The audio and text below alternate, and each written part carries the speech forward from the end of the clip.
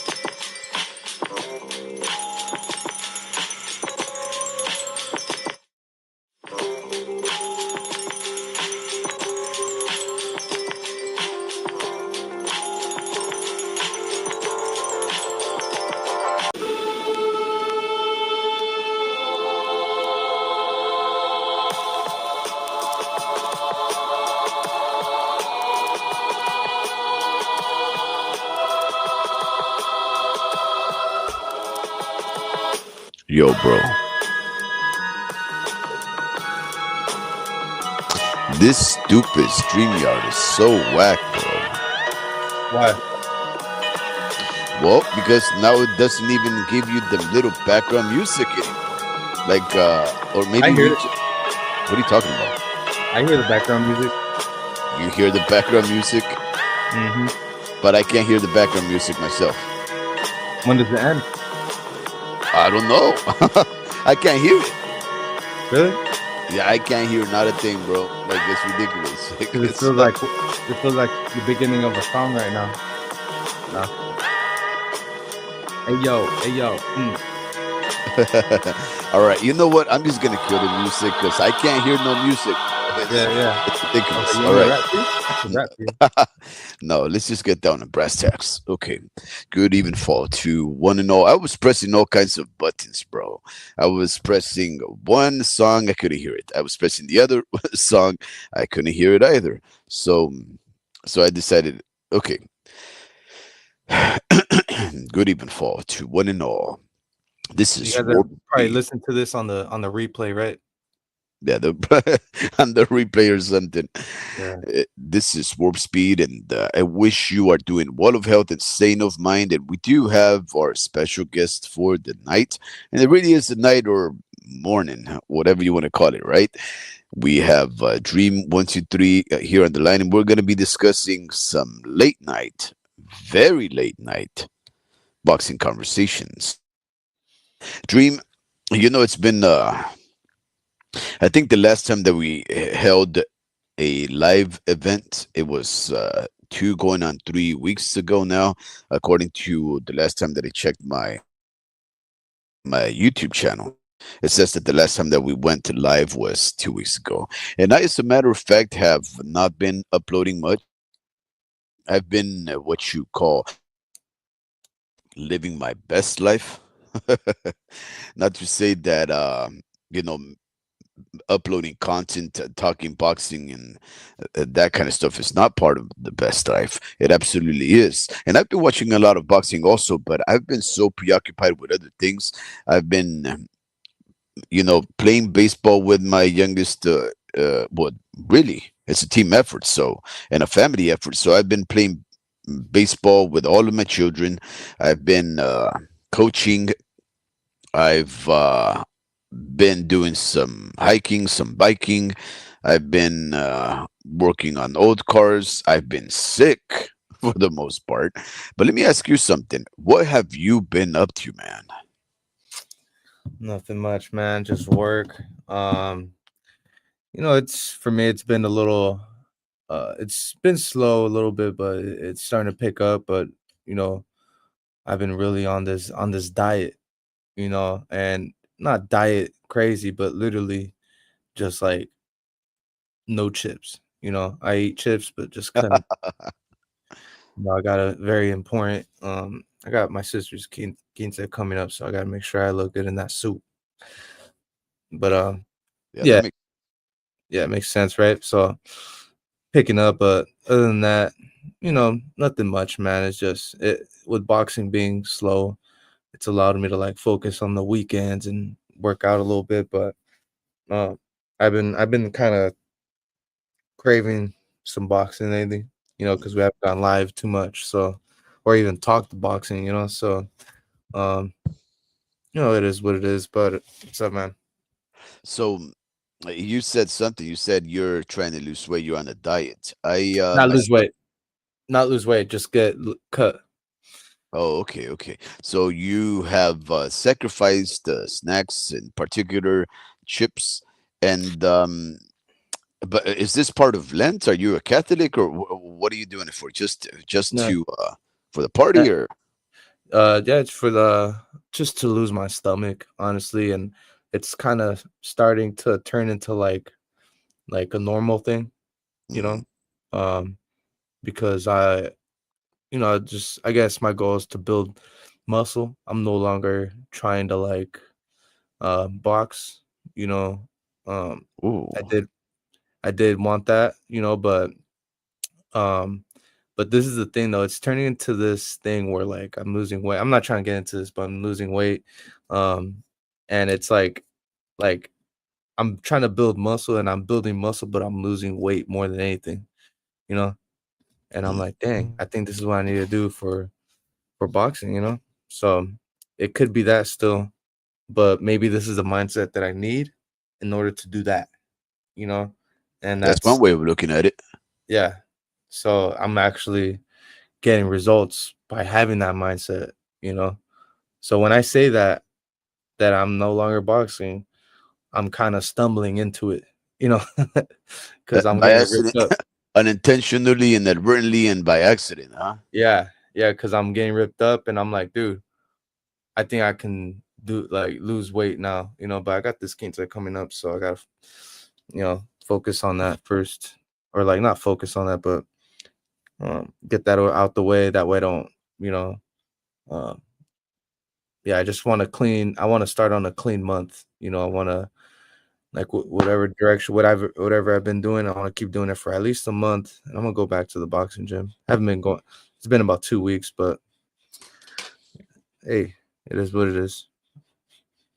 I should mention, right now that you mentioned, going on a diet, or at least um, eliminating certain food stuff from It's lean. your nutrition. Yeah. So I don't know if you know this, but I've been practicing Ramadan.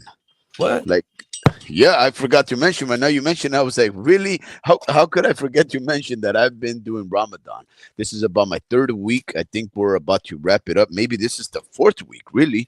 Um, and on the 28th, I believe it was on the 28th of last month of February, is when I started Ramadan. Not too sure if it's exactly the same day as when Ramadan officially Hmm. begins, but I did start it around that same time because Ramadan, and it seemed like Lent for the Catholics, started around the same time. So I said, you know what? Lent is something that I've already done before, and I really haven't,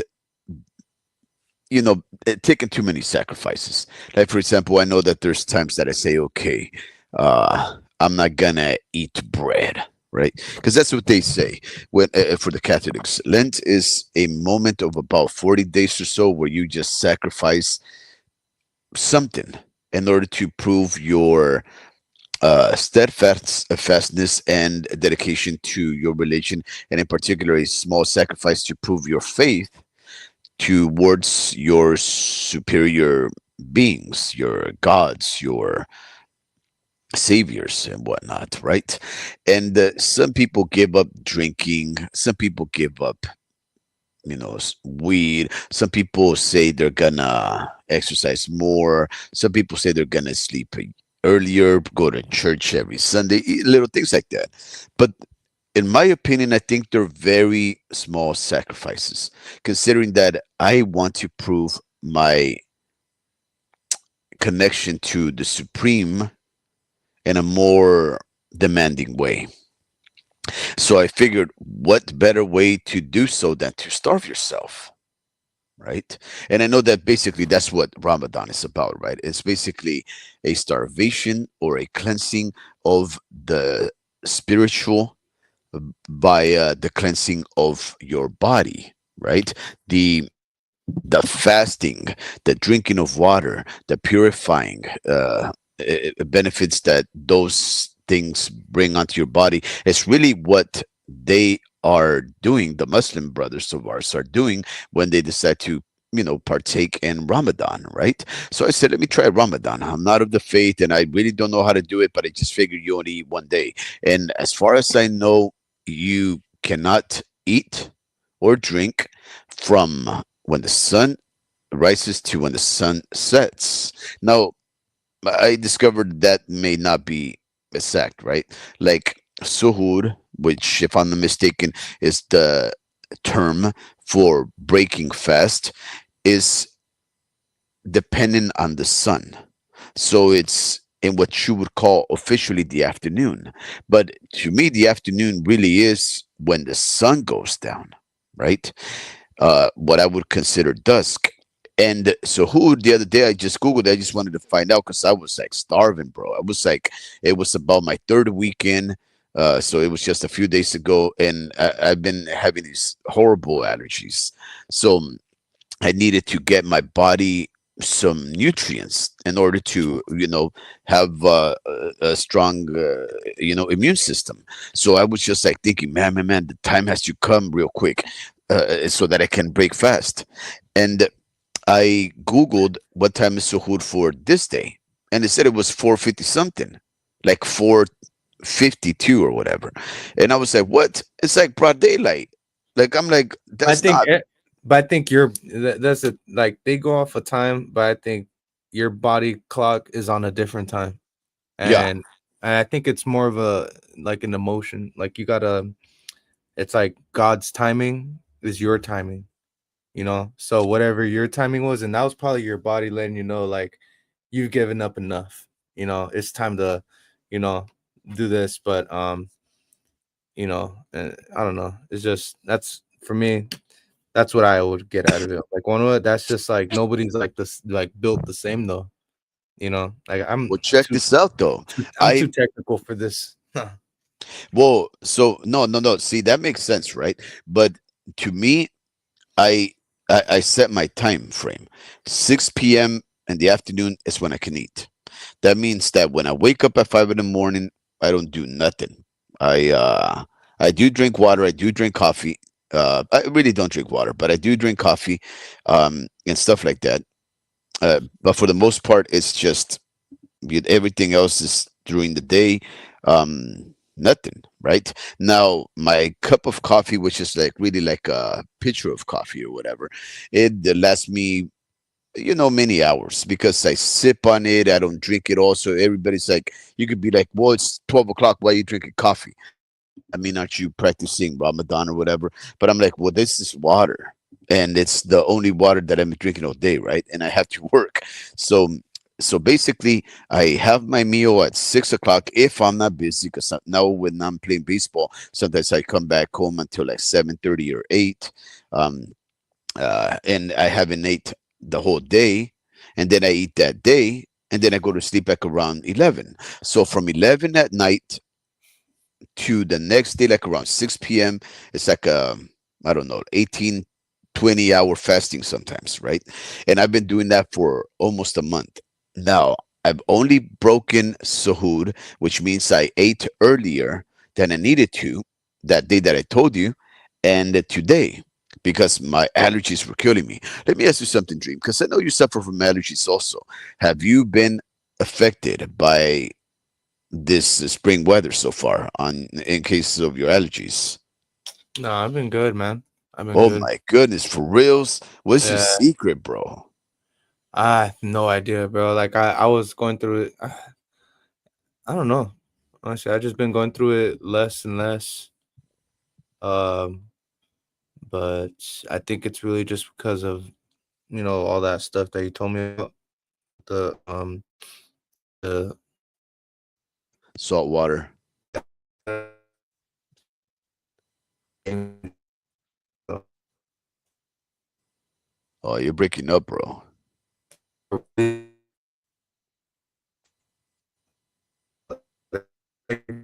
It's been working. Oh, okay. Yeah. So anyway, so I guess I've been a little busy. You've been a little busy. There has been a lot of boxing, man. I was actually excited. I just watched a couple of hours ago a fight that I've been looking forward to for a very long time. A fight between two youngsters from the UK, Jordan Flynn and Cameron Vong. Were you able to see that fight today? That's the one where they were beefing, huh? They were Um, beefing for a year and a half, bro. that was today. One guy can't. Yeah, that was. I know. I know. It was today. Like Eddie Hearn just set up a fight for today, right? And Cameron Vong flaked out on this fight like a year and 3 months ago, and then it was rescheduled. And then the other guy, Jordan Flynn, canceled on him. One guy had an injury. 3 months later, they were gonna fight. The other guy canceled the fight because he got hurt, and then they just stopped building it up. Right, for like about 8 months, they started to go back and forth, and then all of a sudden, after each of them canceled, Frank Warren took his fighter. Eddie Hearn took his fighter away. They made him fight different fellas. They didn't talk about that rivalry, and all of a sudden, like 5 days ago, I hear that they're gonna go at it, and they went at it today. Guess what? Guess who won? Who? Cameron Vong. He Like, was a bro, favorite. yeah. Well, he was the favorite, but he looked very bad in this last fight, right? Like, he fought a veteran, like another cat, like in his 30s, an C-level fighter. And this guy, Cameron Vong, he's in the corner of Jack Catterall. He has a very similar style, very smart, actually much more aggressive, much more powerful. But he's younger, so he's reckless, right? And we had Jordan Flynn, who's very capable himself. But today he did not look too good, bro. He was falling over his front foot. He was telegraphing his punches. It was probably one of the worst displays of range and recognition of distance that I've seen from any young fighter. And that even includes Matthew Hatton. Uh, no, not Matthew Hatton. Ricky Hatton's son. Oh my goodness, what's his name? Like it was one of the worst performances that I've seen in a very long time. Not trying to say Oh, that. his nephew, Yeah, what's his name? Cam, or yeah, I forget his name, but he's not that good, man. Is Matthew Han's nephew. He used to Matthew Han, or yeah, Ricky Hatton's son, though. my bad. Uh, Ricky Damn. Hatton. Yeah, the one that fought Pacquiao, right? Yeah, Yeah, well, it's his nephew. His nephew was coached by him, and he Campbell just Hatton. Campbell Campbell. Hatton. Yeah, he's not that good, man. Like, even his multiple fights he lost, man. So yeah, like for Yeah, but him, I mean that's um, fine though because I mean he fights a lot like a Mexican, right? sure, but even when he fights as a Mexican, like he just doesn't have that Mexican mentality to carry him through.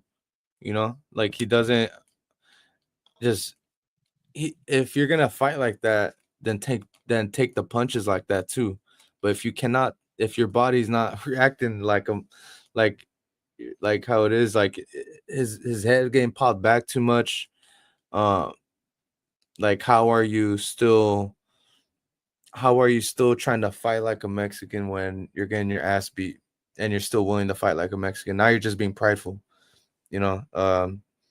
And he thinks he needs to do more of whatever he did, and it's like, bro, you don't even have the right mindset, bro. Like, I don't know, I don't see it in him, I think he you know. fights a lot like his father, um, Ricky Hatton. But yeah, no, I mean I That's think his when we that's look his at these type of that's his fight, uncle. no, no, no, no, no. Ricky Hatton is his son. I mean, no, Campbell Hatton is Ricky Hatton's son. Matthew Hatton is his uncle, right? I'm pretty darn sure, bro, because I'm his getting all father, confused. Matthew, so my bad. I don't. So the one that fought Pacquiao, that's Ricky he Hatton. That's Ricky Hatton. Yeah, yeah, That yeah. Yeah. and That guy's a his nephew is Campbell. I've heard him say my nephew. nah. Let me, bro. Wait up, Hatton. Ricky Hatton's son. Look, I'm putting Ricky Hatton's son, and it says Campbell's son. I mean Campbell Hatton. He is the son of former two division boxing world champion Ricky Hatton and nephew of former European champion Matthew Hatton. Yeah, bro. I know these Okay, guys. okay. Yeah, My no, bad. bro. He looks just like his father, bro. Because He I might said because father. I heard him say nephew, and I was like, okay, well, so Oh, that that's was probably That's Ricky. Matthews. Oh yeah, Matthews. Matthew is probably the guy who said that. Yeah, that's probably what it was. I mean, they all sort of look the same, bro. They're pale. They got freckles. They got orange hair. They all look the same, right? I think when we think about these young up fighters that are, He switched trainers too. So yeah, but you have yeah, to. he needed something because he he wasn't getting better under his father, right? I think his father was sort of like training him, giving them some advice. But yeah, you're right. He ended up looking real bad against this Irish guy. I can't remember what his name is, but he's a regional type of champion. This was going to be Matthew Hatton, Campbell Hatton's step up, and he didn't pass it. And they had the fight a draw, I believe, when it really should have been a robbery. And then they had him fight the same guy after taking on like two fights after that loss or that draw or whatever. And then he fought the same guy, and then this guy just completely demolished him. Eddie Hearns, released Campbell Hatton. He said, "Nah, you know what? You sell, but." You're also losing, and we need champions. It was just real bad, and I think that's the harsh reality about these fighters, prodigies, the children of recognized fighters and legends. Right? We expect them to be the same as their fathers, as great as their elders. And when they don't, like we just seen it with Nico Ali Walsh and stuff like that, we tend to be very, very harsh on them. But man, I mean, those are big shoes to step in, bro. Like Muhammad Ali, Ricky Hatton. Like, no, bro, it doesn't. You aren't just born from these guys, and all of a sudden you're just gonna have the greatness rubbed onto you. You know what I mean? It still takes that effort, still takes that skill, that hard work. Yeah, it's hard, man. It's like the uh like once the first person gets money in the family, you're alleviating a lot of the stress that's happening in their minds, and they don't have to push themselves that much in life. Um, in a sense, Yeah, and especially like they obviously like they don't have to be extra, like they don't have to be a professional athlete to get them through and to get them out the out the streets or out the the struggle. um so that's why it's really hard, and that's why that second wave of athletes that come out the family usually aren't that the best. Like they have to have uh a discipline, and there is those instances where like you have the Garcias, Mikey Garcia, but they have this you know they have this mentality in the gym where it's like everything is earned. And honestly, they probably not as rich as we think, but they love the sport enough to continue to coach and all that, and they've they've managed to stay disciplined throughout all the the checks that they've made. But um yeah, dude, that's the thing. Like someone as big as Ricky Hatton, like, for example, like he's made it to the top. So he's one of very few UK boxers that have made it out and changed their whole family's lives. yeah, yep, But there's that median amount of money that you make, like that, that you make during a certain amount of time that kind of alleviates but doesn't get you over that hump. Um and it still creates uh some kind of pressure for the younger kids to like make it. So yeah, it's unique though. You never see the 20-year difference, and you never see that nephew come up from the family, because he knows that, hey, we got money now. I don't have to push myself as much like Diego de la Hoya. Um, Yeah, Diego de la Hoya. I'm trying to Uh, think of other people, who but is this? nephews Chavez Jr. nephews tend to suck. you know, like the nephew never plays out. And sometimes even the son. But I think if the Who is son this? is good, Chavez Jr. I feel like if the junior is good, it costs the relationship, you know, because the dad usually like has the balls in his hands, but Are you talking about Nigel Ben and Connor Ben and Chris Eubank Jr. and Chris no, Eubank Sr.? I'm also talking about Roy Jones Jr. and his dad, you know. No, Mhm. what happened to that? There's I don't so know what many. happened with that. uh, uh they're not on speaking terms, and I don't know exactly what happened, but they have disagreements, and pretty much his greatness started when once he cut his dad off and pretty much became great, but he even says it, like he even says it, bro, like he's like that's what the rooster does, like he he tries to impose his will on all the chickens, and then once the chicken becomes a rooster, that's when like that's when he stands up for himself and he starts, like he tries to like do that. That was like you should listen to the to some of his because he tends to repeat some of the stories, and I've listened to a lot of his like interviews and podcasts. Joe Rogan podcast, listen to that. When he's on that, he talks about father son relationships and how it ruins. Most of them don't work out, and it's not good, and it's always best to leave. Like it's just what it is. It's just the dynamics of the relationship. You Because know, it's funny that you bring that up, right? Because that's really what's happening between not Nigel Ben, because Nigel Ben and Connor Ben have a very good relationship. Um, Chris Eubank Jr. and Eubank Sr., right? That's exactly the kind of divide that has been created because of the separation but they're so, that comes about by a bro. man be his own man and not following his father's footsteps, right? They're so eloquent. Like when they speak, they can communicate very, very fucking well, and they like, and they like they tend to beef differently. They beef with words, and I don't know, like they I think they're still cool. Like I think obviously, like because Eubank has his own podcast. Um, did you say Connor Ben, or did you say No, no, Ben no, or no.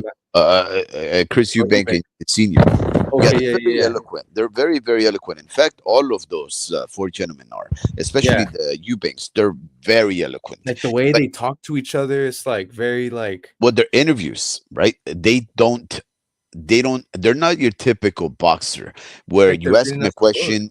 Yeah, yeah, it looks like they're reading off a book, and you can see, right, that when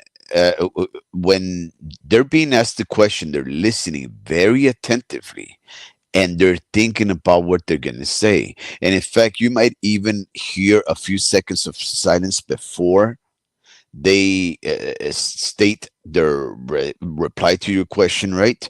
Because they're considering exactly what it is that you're asking, and they want to convey the exact message that they want to. They're not going to equivocate and make mistakes and let their emotions or the expectation that they think you know what you're asking get to them. No, no, no. They're going to make sure that you're asking a question that they fully understand in order for them to answer it correctly. Why? Because their emotions are linked to their brains. They're one Yeah, and the same. And this is the reason why that relationship is very intriguing, right? Because when you think about somebody like, you know, um, let's not go too far. Let's say Julio Cesar Chavez and Julio Cesar Chavez Jr. Their relationship is also very strained. Their relationship is also very similar to, my father is the big rooster, the big cock in the house, and I'm a big cock myself. So now it's time for me to spread my wings, and I'm not gonna let the old rooster tell me what to do. Right? They argue, and you can tell their emotions are the ones that dictate the words that they use, right?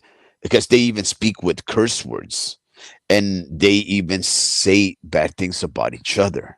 That's all emotions. No, I'm not trying to say that just because they speak emotionally that their words aren't as honest. They obviously are, except that the Eubanks make sure that they filter out the crap because they want every single word that they use not be connected to an Well, emotion. They everyone's want it to be wired, connected to a definition of what they're trying to say because they want to win the war of words by intelligence, and right? but words are used to communicate with, and they probably communicate differently. Like everyone communicates differently, and their brain is wired differently. And honestly, well, Roy said like I seen the issues, and I wanted to correct them before it became a bigger issue in the future. So he's seen something, and he said I'm not going to be as great as I can be with this guy in my corner. Like I had, or so for I don't know why he said that, but um, it's obviously like a move that he's seen that he needed to make. Yeah, it was In order probably for him, keeping his hand down. yeah, or like maybe he was doing. It can be a lot of things, bro. Maybe he's doing drugs. Maybe he's doing, like maybe Nah, not the drugs, because he would understand that his father was on the right.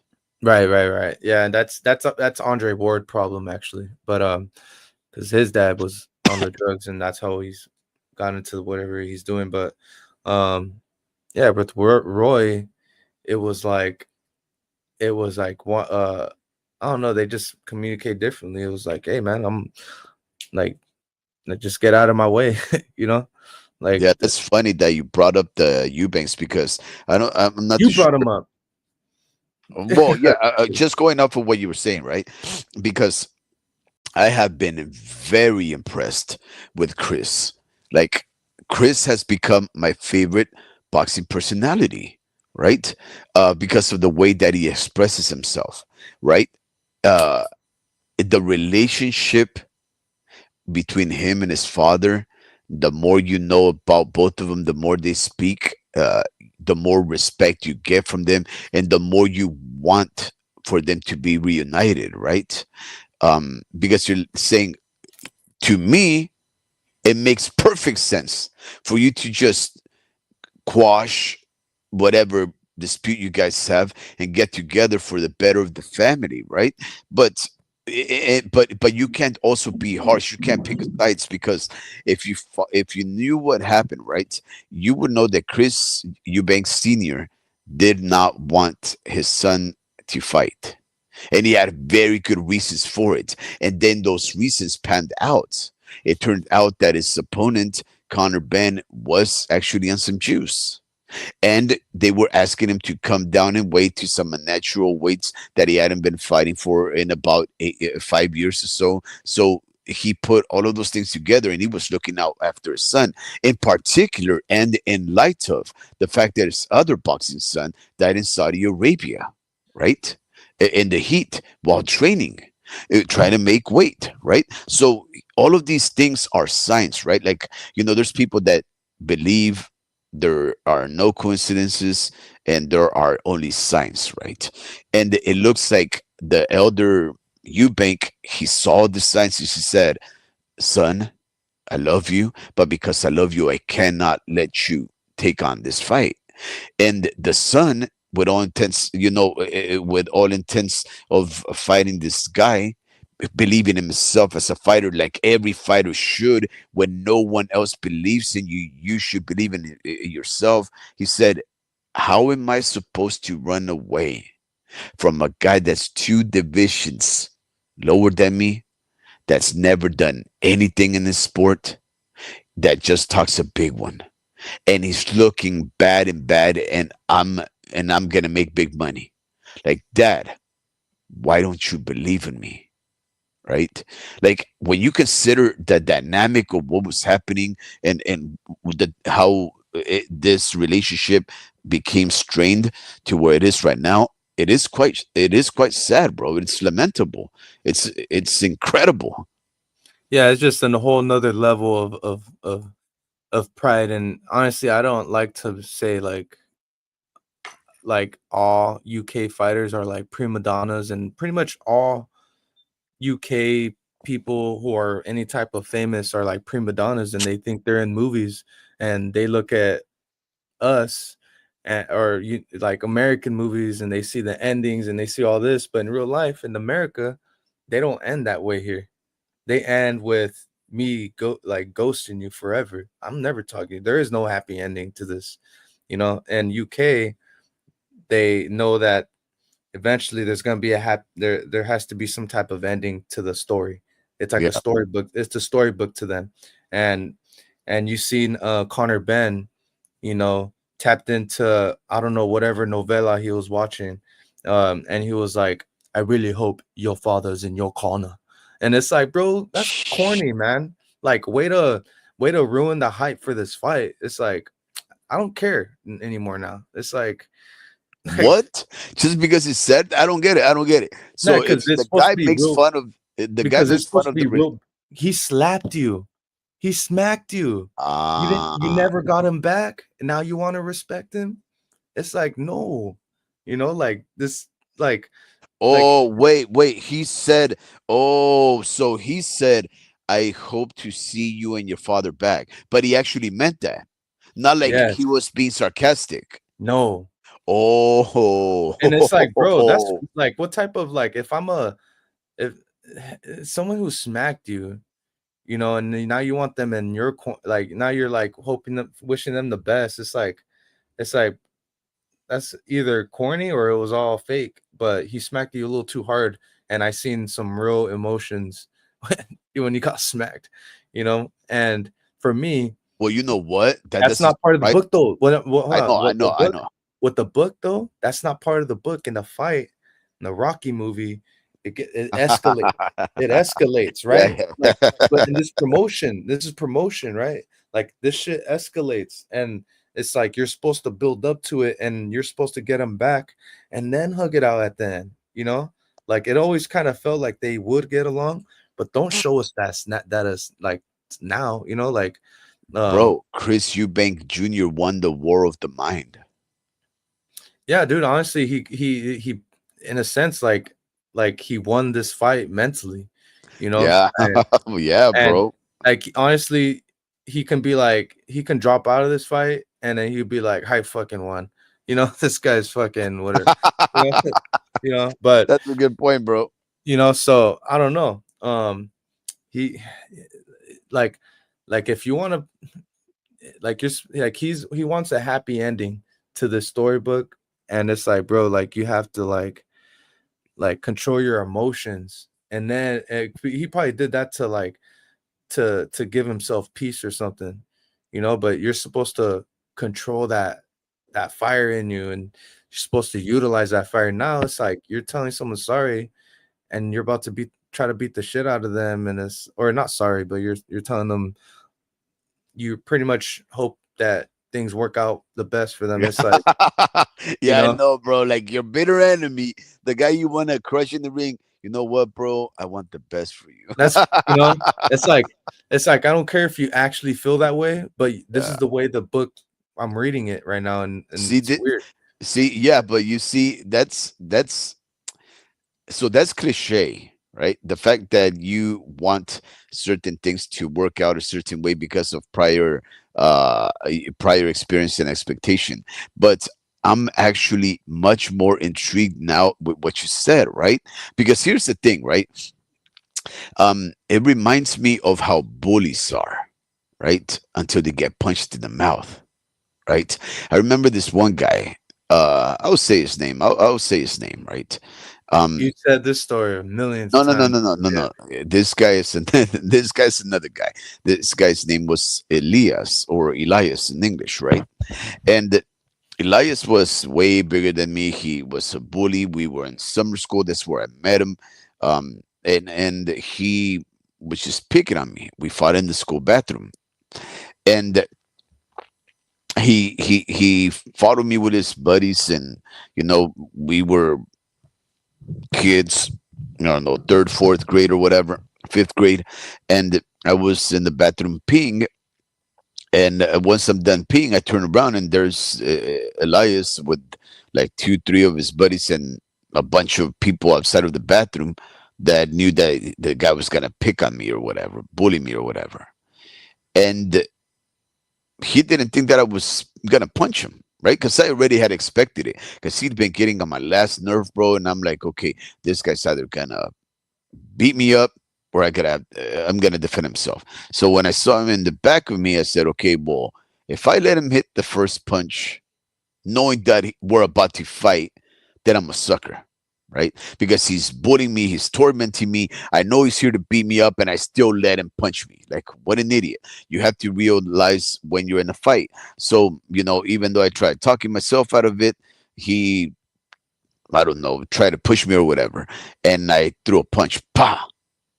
And he held his face like, huh? Like, did you just hit me?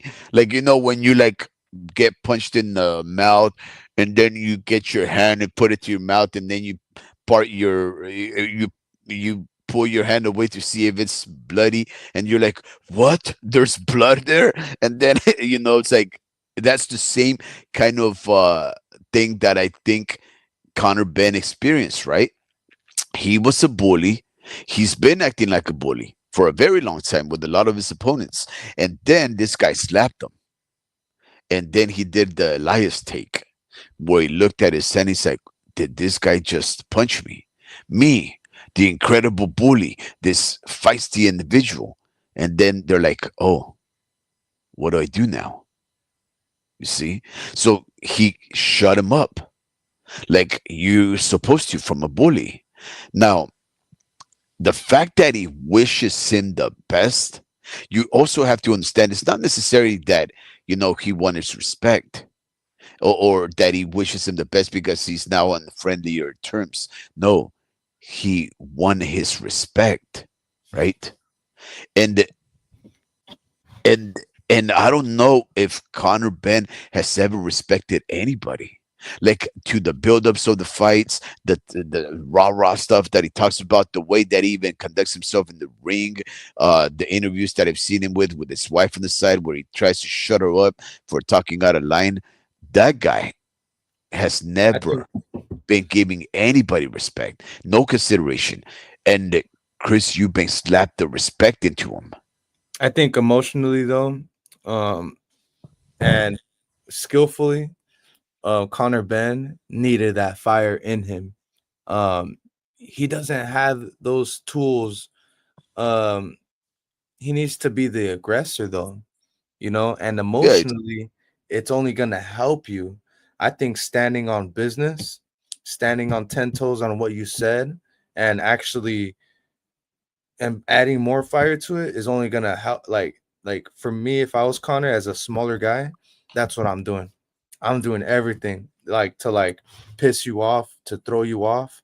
Like I like that was my job. Now I alleviated that, and yeah, I'm more focused, but I'm not a better boxer than this guy. I need to rough it up, you know.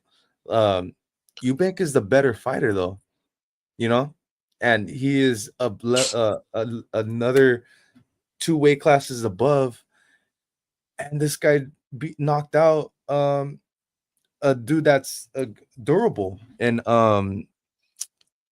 what's his name? Not Colin, Liam Smith.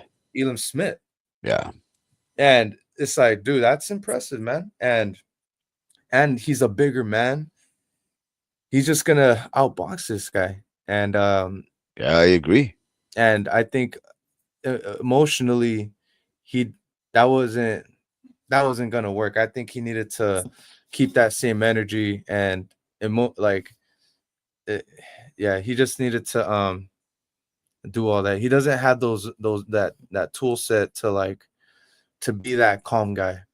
You know, that's never been him, you know? Like he's always been the guy to rough you up. He's not the best boxer in the world. He's just uh really athletic. He's a real athletic dude, you know? Um like and yeah, he's strong. Uh he's like Well, a he was strong. Like he hasn't been able to knock out any of his past three or so yeah, opponents, right? And because we've been talking about guys that have been knocked out and themselves. that's what I'm saying. Like, what are your chances of really outboxing a bigger man like this? Oh no, Like, no, no, no. He's not gonna you be know, able to. He's physically disadvantaged. He's shorter, yeah, less rangier. which is Uh, output. He needs more output, and you're gonna need some heart, you know. And I yeah, think he does have heart. I think he has heart. but that's tied with emotions, man. I'm telling you, that's all tied with emotions, man. It's just the slap was enough, honestly, but like just knowing you kind of broke the ice a little bit, it's like, damn, man. It's like now you might like, I don't know, man. Now you might It's go in there too friendly. yeah, man. It's like it's a mindset, man. But So I don't really think that's necessarily a bad thing, Dream, because look, if he goes in there just full force, all onslaught, just a reckless time bomb, right? Just go over there to rough this guy up, especially carrying Eubank the got caught emotions.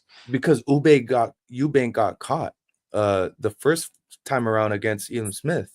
Yeah, And that's why those are his chances right there. But kind of missing the he may have. opportunity, missing your opportunity because you're being a little hesitant isn't going to help you, you It's know? just that yeah, no, it's just that I think going in there violently uh, uh, being blindly violent and being so emotional, especially knowing that you were just disrespected and became a meme, right, all around the world. I don't think that's going to benefit him. Uh, because I'm telling you, I just saw this fight between Cameron Vaughn and Jordan Flynn. Cameron Vaughn maintained himself very well composed while the other guy was doing all crazy kinds of antics, playing dirty, being very aggressive. That didn't work in their behalf. In fact, that fight was built up for almost a year and a half.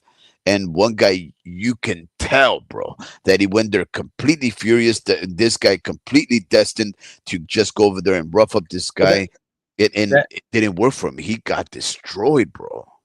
and that but that's the thing. It's been a year worth of talk. You know, what said has been said, and they probably ran out of shit to say, you know, and with this whole, you know, Eubank versus Ben. This is going on for 2 years. Yeah, but Ben probably like they probably don't like because whenever they see each other, it will smoke, you know? Like whenever they seen each other, bro, and now it's not smoke. Like, I don't know, man. Um, and he's not talking like how he used to. It's more calm. It's like, bro, like maybe you guys should like not like I love the promotion for this fight, by the way, but like maybe less, you Yeah. know, maybe less of them.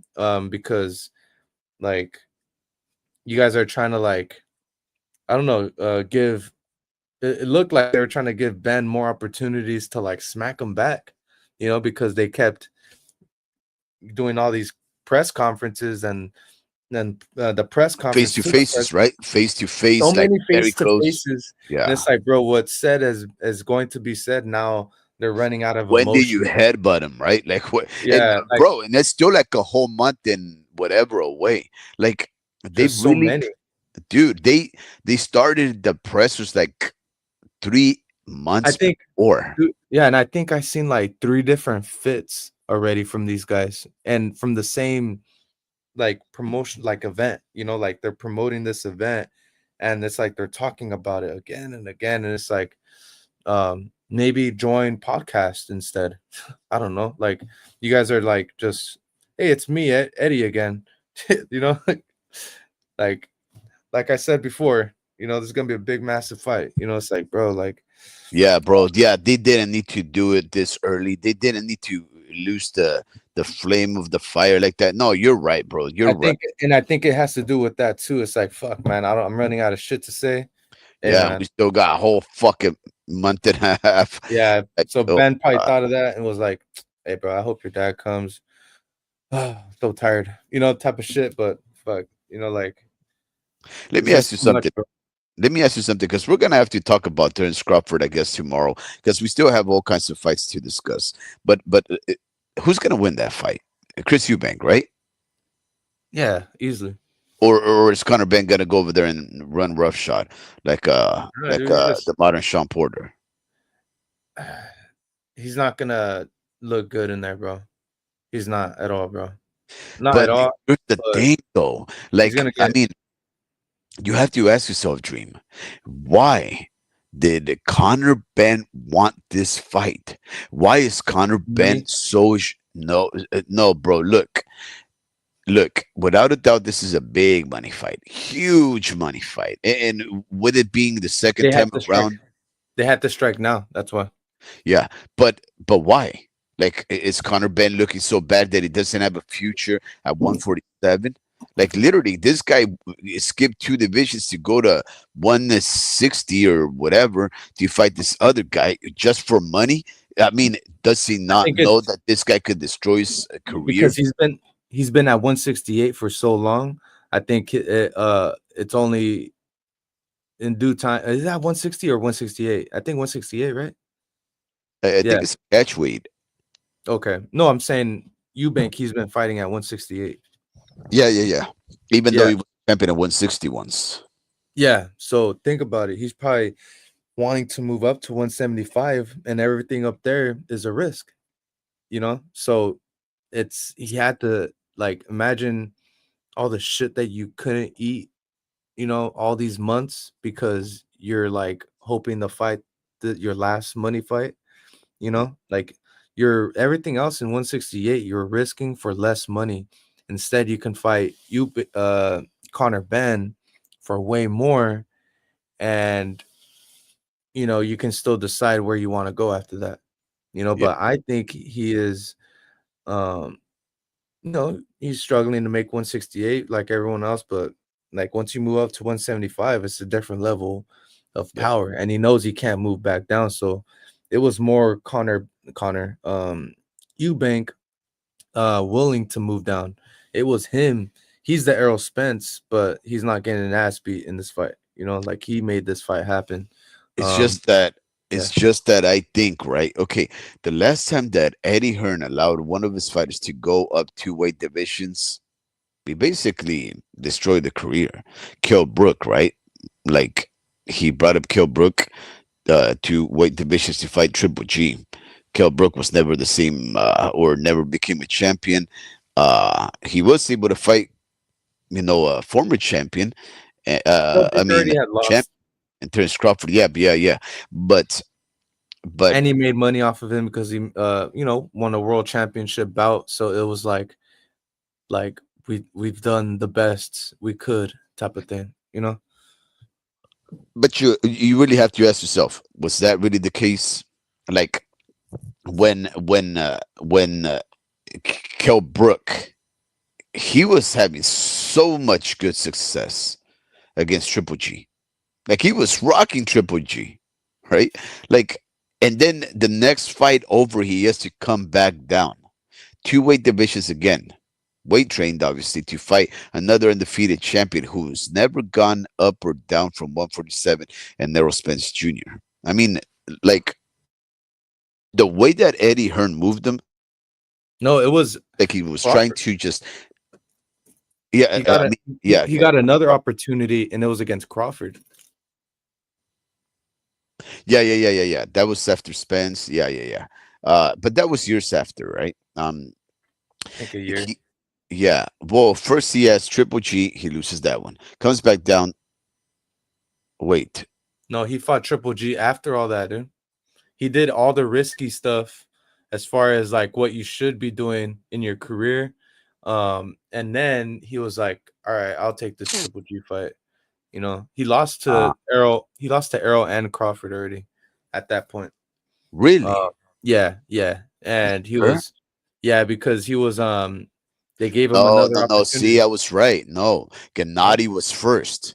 Then he comes back down to Errol Spence Jr., loses that one. He goes on and fights Rabchenko, wins. Sarafa wins. DeLuca wins. And then he has Terence Crawford. And then he retires after fighting Amir Khan a couple of years ago. So Eddie Hearn moved them like he was trying to, like he had no hope in him. Like Kilbrook had no hope. Here's the thing: Kilbrook was a champion when he went up to 160, right? So that when he came down, he was still the belt holder, and Errol Spence Jr. beat him, became a champion for beating that guy, right? So when you think about why Eddie Hearn did that, you have to ask yourself: Eddie Hearn had to have destroyed his career, like he because Kilbrook was a champion, right? You don't max out a champion. You put him up there with Errol Spence for a unification, big money fight, or make him to come to the U.S. For whatever, fight a big fight, bring him to Las Vegas. You could have fought anybody. Kell Brook versus Sean Porter. I think it was a fight. He beat Sean Porter, right? So he could have fought in Danny Garcia. He could have fought in all kinds of guys, but Eddie Hearn decides to bring him up to 160 for no reason, bro. No reason. And he basically destroys that guy. Because once you go through a big guy like a Triple G, one of the hardest hitting fighters the sport has ever seen, at Triple G's weight class, bro, you're exploiting your fighter. You're trying to make the other guy the star, right? And I can't help but think, right? Because maybe they could have told Kell Brook, yeah, Kell, you got this, bro, you got this, right? But Eddie Hearn already seen this story before. He knows that whatever people want to say about Chris Eubank Jr., that guy is a very skillful fighter. And not only is he skillful, he has all the physical advantages. Like, this is not a Triple G and Kell Brook, but they're the same height and reach. No, Chris Eubank Jr. is way rangier and way taller than this guy. Why does this guy want to bring him up there to fight there? He's destroying he's destroying he's destroying Conor Ben's career, bro. Yeah, but they're the ones that are money hungry and they understand the business. Uh, they should at least, because mm, I don't know, you can still negotiate your worth, I guess, but with other promotional companies. But I mean, these guys are the ones that are like taking it. I think last time I heard Kell Brook was the one that was like insisting on it because it was like big money fight for him. So the money kind of got to him, but solely it's up to the Yeah, fighters yeah, yeah, to fight the fight, you know. yeah. And Conor Ben, um, this is the thing about Conor Ben. Conor Ben is not as good as Kell Brook, like as far as skill No wise, way. huh? No way. Like you're agreeing with me? Yeah, yeah. Of course, I Yeah. agree with Oh, you. okay. Yeah. Yeah. Kell Yeah. Brook was great, bro. Had Yeah. one of the best jabs I've ever seen in Yeah. the It's just yeah. era. It's just yeah. But like it's like another like who sucks that's getting a lot of hype right now in America. Like oh Who's Berlanga, like who's Berlanga. Okay, Berlanga. Like he sucks to me. Like he's a horrible fighter. That's kind of like he's a horrible fighter, and horrible. you should get paid like so. Like you B level fighter, 6 figures. A level fighter, millionaire. Like he should be not millionaire right now, but hey, your people like you because you're Puerto Rican, that's that's the bottom line though. People like you because they pander to you, That's and hilarious, bro. and it's always gonna be that way. And then you're allowed to be tribal as possible. But anyways, um, you're So yeah, it's funny, bro. You're trying to say that Berlanga brings nothing to the table, bro. He literally hold put on. up. Hold on. You're making me forget my argument. Ah, dude, Go I for it. forgot my argument. I forgot my argument. No, no, no. You're saying that Berlanga does Oh yeah, not yeah. deserve Connor Ben. being Connor a Ben. big prize fighter, and Connor Yeah, Ben is Connor probably the Ben. same boat. Yeah, like yeah, he's in the same boat except he can, and then he can sell tickets as well. It's Yeah, just you're like his chances of winning a really competitive fight is to rough him up. That's always going to be his style. And dude pushes hella weight, strong as hell. yeah. Um, and you just messing up your joints like that. He's not working out like a boxer, bro. And I'm not trying to critique how he works out, but I mean, it matches how you fight. You know, it looks like you're explosive, but it looks like you're like you can't even stop your own momentum. You're that strong, you know? And Reckless. yeah, just reckless. So you got to use that at this point. That's how you built your body. That's how you molded your body. That's how you're going to have to fight. You can't just fight like a boxer and out of nowhere and expect to outbox someone. It's like, no, you put in the work. You have to trust the work that you put in. Um, so yeah, and you always have to improve, always. And that's always that should be the mindset. And you have that, like he has a more a better, this is what sucks. He has a better mentality than like a more humble mentality than Berlanga. But Berlanga is slightly better because he's bigger and he actually is fighting dudes that are his side, you know.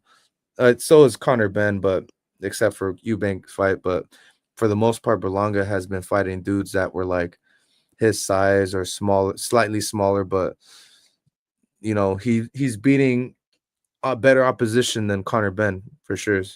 Um, but it's alleviated because of his power, and that has to be respected. But only the greats uh get better. And when you're being delusional and you're using exaggerated words in your vocabulary to describe yourself, um that's why I feel like you're lying to me, you know like I think Xander Zayas is actually the one that we should be pandering to, whether you're Puerto Rican or not, because he's actually like trying to get better. And the way he speaks, it's not that he doesn't have that checkout mentality. It doesn't sound like he's checking out anytime soon. Um, Well, he's and only 22, so why would he, right? Like, he but knows that Berlanga, got that support. Berlanga just started though, you know, like Berlanga just started, and you literally make a list of fighters that are like inactive, and it's like I don't know, man. You can beat Jamal because of his inactiveness, um, but you gotta fight Trevor McCumbee. You gotta fight Caleb Plant. You gotta fight. Like we cannot, like you're being manufactured now. You know, Yeah, um, no, he's definitely well. He's trying to manufacture his career. In fact, the last time that we heard anything about Edward Berlanga, he was trying to manufacture a rematch against Saul Santos Alvarez Barragan. You know how? He was how trying to go the IBF route. He was trying to mandate. and this what tells me he's delusional, right? Because Yeah, yeah, yeah. because of the way he's negotiating with Eddie Hearn. Like Eddie Hearn just kind of exposed him, like he doesn't know business, that or he doesn't know his worth. So skills pay the bills, and But one of and the most ridiculous things, right? yeah, What you got to understand with Edward Berlanga is that he's ranked in three organizations, right? The WBA, the WBA, the WBO, um, the WBC, but he's not ranked in the IBF. Now, a few months back, Edward was trying to get Eddie Hearn to negotiate a fight and between him and William Skull, right? And the thing is, William Skull is the number one contender for Saul Santos Alvarez Barragan, aka Canelo's belt. In fact, he's the belt holder because Canelo chose not to fight him. He decided to take on a Jaime Munguia fight and an Edward Berlanga fight instead of taking on the William Skull fight. So he lost the belts. And the funny thing is, Edgar really thought that he could just mosey on in to an organization that he does not pay any sanctioning fees on, Yeah. right? He just thought that he was going to become a top 10 contender, that he would convince He tried to William spend Skull. his way in. Yeah, he just tried to spin himself into an opportunity to fight for the belt that William Skull just got. Now, whatever you want to say about William Skull, he hasn't fought in anybody. He's looked like crap in prior fights, whatever you want to say. He's the belt holder, bro. He's been spending thousands Yeah. of dollars and putting his body in the line to get to where he happened to become mandatory for Canelo. Canelo ducked him, right? I mean, call it what you will. He ducked him. He got the belt granted to him. If William Skull wants to hold on to the belt to just wait until Canelo knocks on his door, he will. But instead, and that's exactly actually what happened. But instead, Berlanga gets mad at Eddie Hearn because he doesn't negotiate a fight with William Skull, who Yeah. William Skull is nothing to do with this guy. He's in another organization, and Eddie's like, bro, I can't do that, bro. I can't just rip off all of these fighters that are in the hundreds ranked way over you that you don't pay your tribute just because you want a rematch with Canelo for the cheap, bro. You lost Look, every round. yeah, exactly. And this is the forces that we're fighting against, right? Us as realistic boxing fans.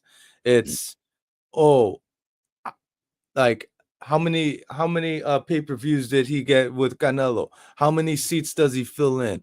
How look who showed up. Fat Joe. Like who else has Fat Joe? He showed up. It doesn't matter. And it's like, bro, let's talk about how good he is as a fighter. Can we not talk about that? Let's talk about what happens in the ring if he was with so and so. Like, can we talk that? But those forces come in and they make these crazy fights happen for him, Yep. and I'm willing to die on the throne on this one.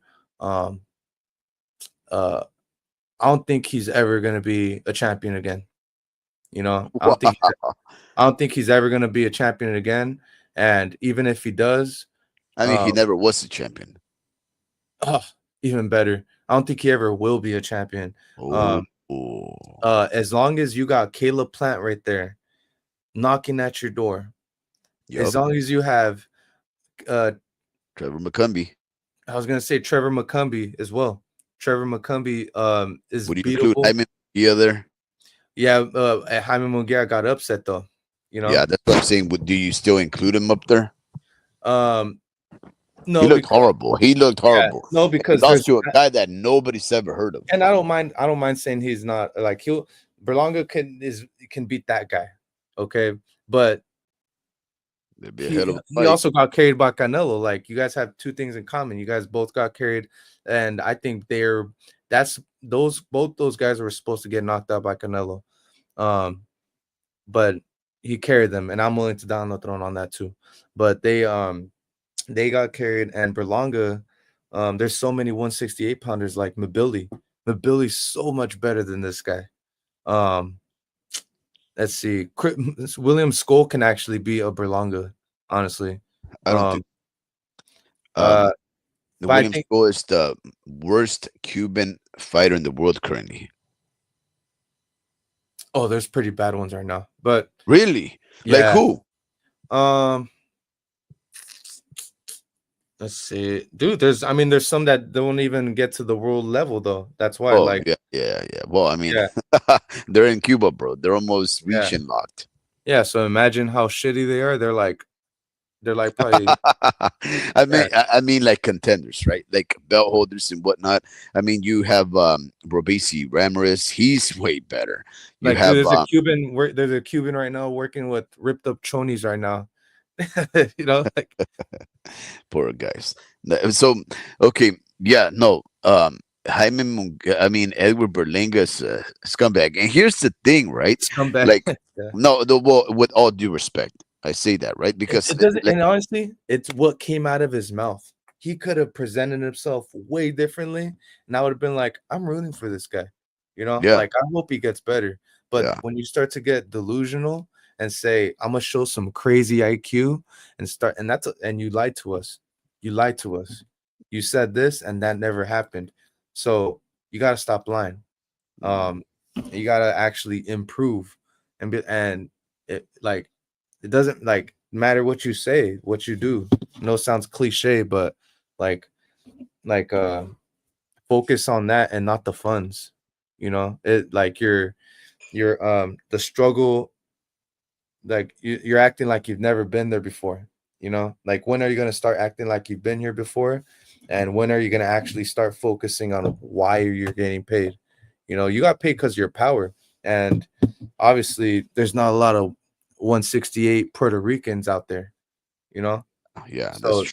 that's the truth right there. There's not too many people shaped like Berlanga, right? And Puerto Rican. You got Yeah, blessed. that's why I think that's the reason why I wanted He's him to big. be so successful. Oh Yeah, yeah, yeah, yeah. yeah, because I really do want To see Puerto Rico that. back in the sport. Yeah, I Yeah, think we've lacked so many good Puerto Rican boxers for such a long time. Don't get me wrong, we have Mr. Amanda Serrano, but she is of the feminine sex, right? but they're smaller people, you Yeah, know, yeah, like yeah, yeah. And yeah, then there's of course Oscar Collazo, which by the way he's gonna be fighting tomorrow over right. there in Yucatan, Mexico, or wherever that But they fight's don't taking get place. as but they don't get physically bigger than Trinidad, you know? Like Yeah, that physical size, like he was like 5'11, 5'10, uh, and Berlong is like 6 foot something, bro. So they're like he's big boy.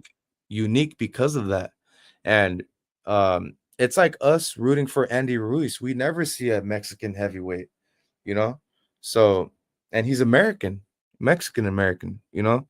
So, like, we gravitate, and Andy would probably sell out if he were to rejuvenate his career too. But Berlanga isn't at that point where he's inactive, you know? And he can say, honestly, I hate that he's saying that, but he can continue to say that as long as he's being active. If he fights 3 or 4 times a year, unfortunately, he can and continue to win. Um, Pressure is going to build, but words and what's that saying? Words and stones may break my bones, whatever that saying is. Words never hurt you. Yeah, words will never hurt me. Yeah, like that's gonna have to be his mentality if he's um willing to maintain his fan base because it's Puerto Ricans that are gonna make him afloat all the way. Like like he had like what with what he has with the notoriety, even though I say he's a horrible fighter, he can still go on down the Hall of Fame. You know, they will his fan base will carry him because some of the fan base are the writers that vote him in. You know, so they're gonna remember all this and then they're gonna vote you in. They will carry you all the way into the Hall of Fame as long as he stays active, you know. And Yeah, that's what Munguia was trying to do. Munguia was trying to be active like that, so that way, hey, I'm active for you guys, like just like Cesar Chavez Jr. Like we're gonna continue to support. They're gonna continue to support me. And Berlanga thought he or thinks he well, hopefully he thinks the same way. But there's that other thought, like you're also risking it. You could fight like you can fight a Sarace and Sarashi or whatever he's called, and he can upset you. But um, it happens, right? yeah, But if Berlanga manages to stay active, not 4 times, maybe 3 times a year, and manages to continue to win, he will ride off into the sunset and avoid everyone just like Tank.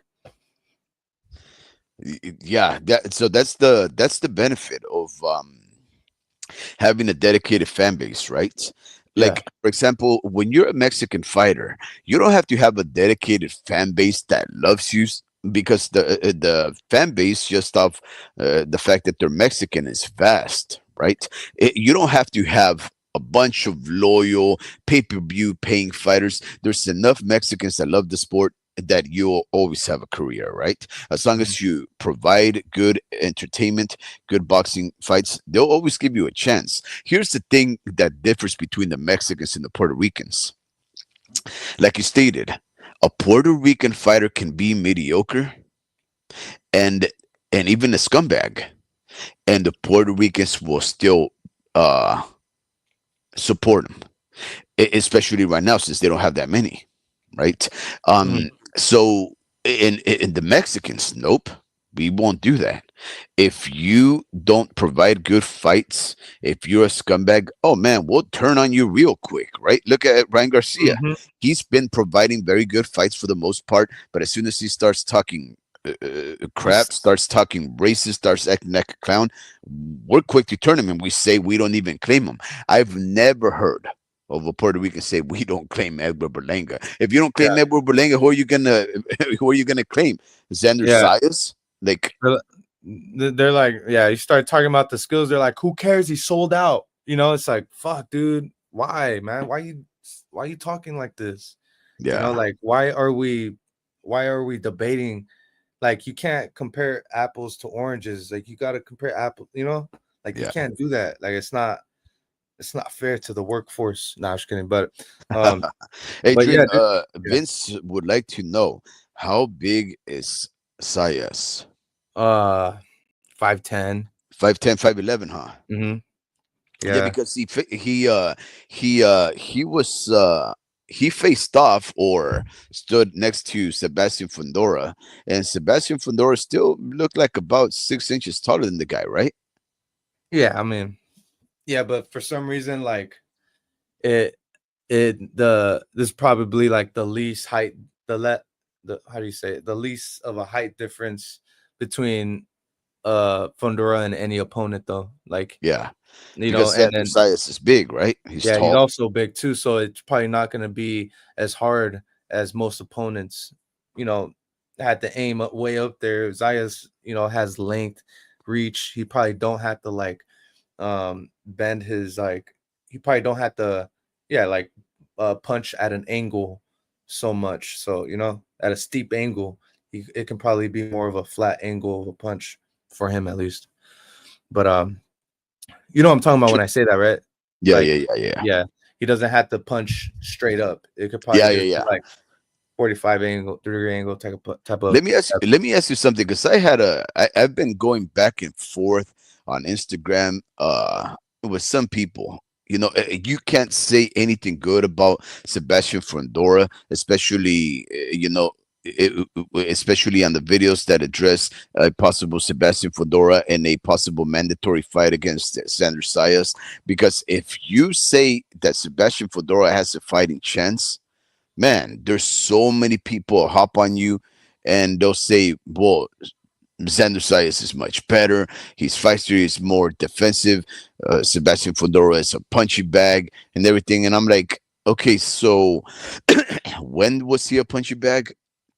When he made the adjustments to beat Tim Su to a pulp?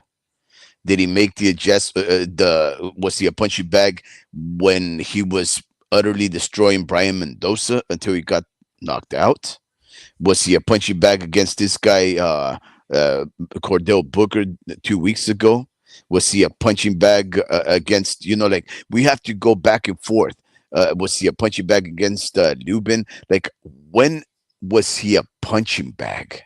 Right? Oh, it's his reaction when he gets punched though, like it's like he doesn't give a good facial expression, nor does his body language say like hey, you can stand in the pocket with me. Sometimes he needs to stay 6 feet away from you and just uses his reach. But when he gets hit sometimes, his whole back just goes way back. He's like, whoa, it's like a tower, it leans to the left, leans to the right, all crazy. He's just like, oh, and Oh yeah, but I mean that's a given because the I think guy they're talking about that though. Like he gets hit a lot and he gets hit a lot flush. he hasn't been hit that much recently, bro. Like I mean, I think Yeah, you of guys course. underestimate when he fought Tim Sue, he employed the jab, and when he employed the jab, it was like Tim Sue really was man out of luck, bro. Like he employed the jab against Tim Sue, and he employed the jab against Cordell Booker, and apparently Cordell Booker couldn't even land a punch on the guy. Bad strategy, right? Because Booker was also trying to outbox the guy, being the shorter limbed fighter. He couldn't outbox the guy. You have to you have to come in there, right? So Cordell Booker went with the bad strategy. He also employed the jab against Brian Mendoza and went to hell with him. Here's the thing: this is who Sebastian Fondora has beaten: Nathaniel Gallimore, Jorge Cota, Erickson Lubin, Carlos Ocampo, Brian Mendoza, Tim Sue, Cordell Booker. And in every single one of those, Cordell Booker, Tim Sue, Brian Mendoza, Carlos Ocampo did way better than everybody for the most part. Erickson Lubin, Nathaniel Gallimore, Jorge Cota. Must I remind you guys that this guy destroyed them? Like their faces, guys, they were disfigured. I mean, I agree. just Erickson Lubin, he looked like he looked like the Elephant Man. Like he looked like, and remember when he fought Tim Sue looked like he was in a gore movie. Like, and Cordell Booker, he destroyed Cordell Booker. Like this is a guy. If he wants to just jab, he can jab you all night, and he has a firm, powerful jab. You're not gonna get anywhere with him. Now, if you want to get down and dirty with this guy, yeah, you can knock him out if you hit him flush enough. But Fondora, he throws incredibly powerful uppercuts. He digs great to your body.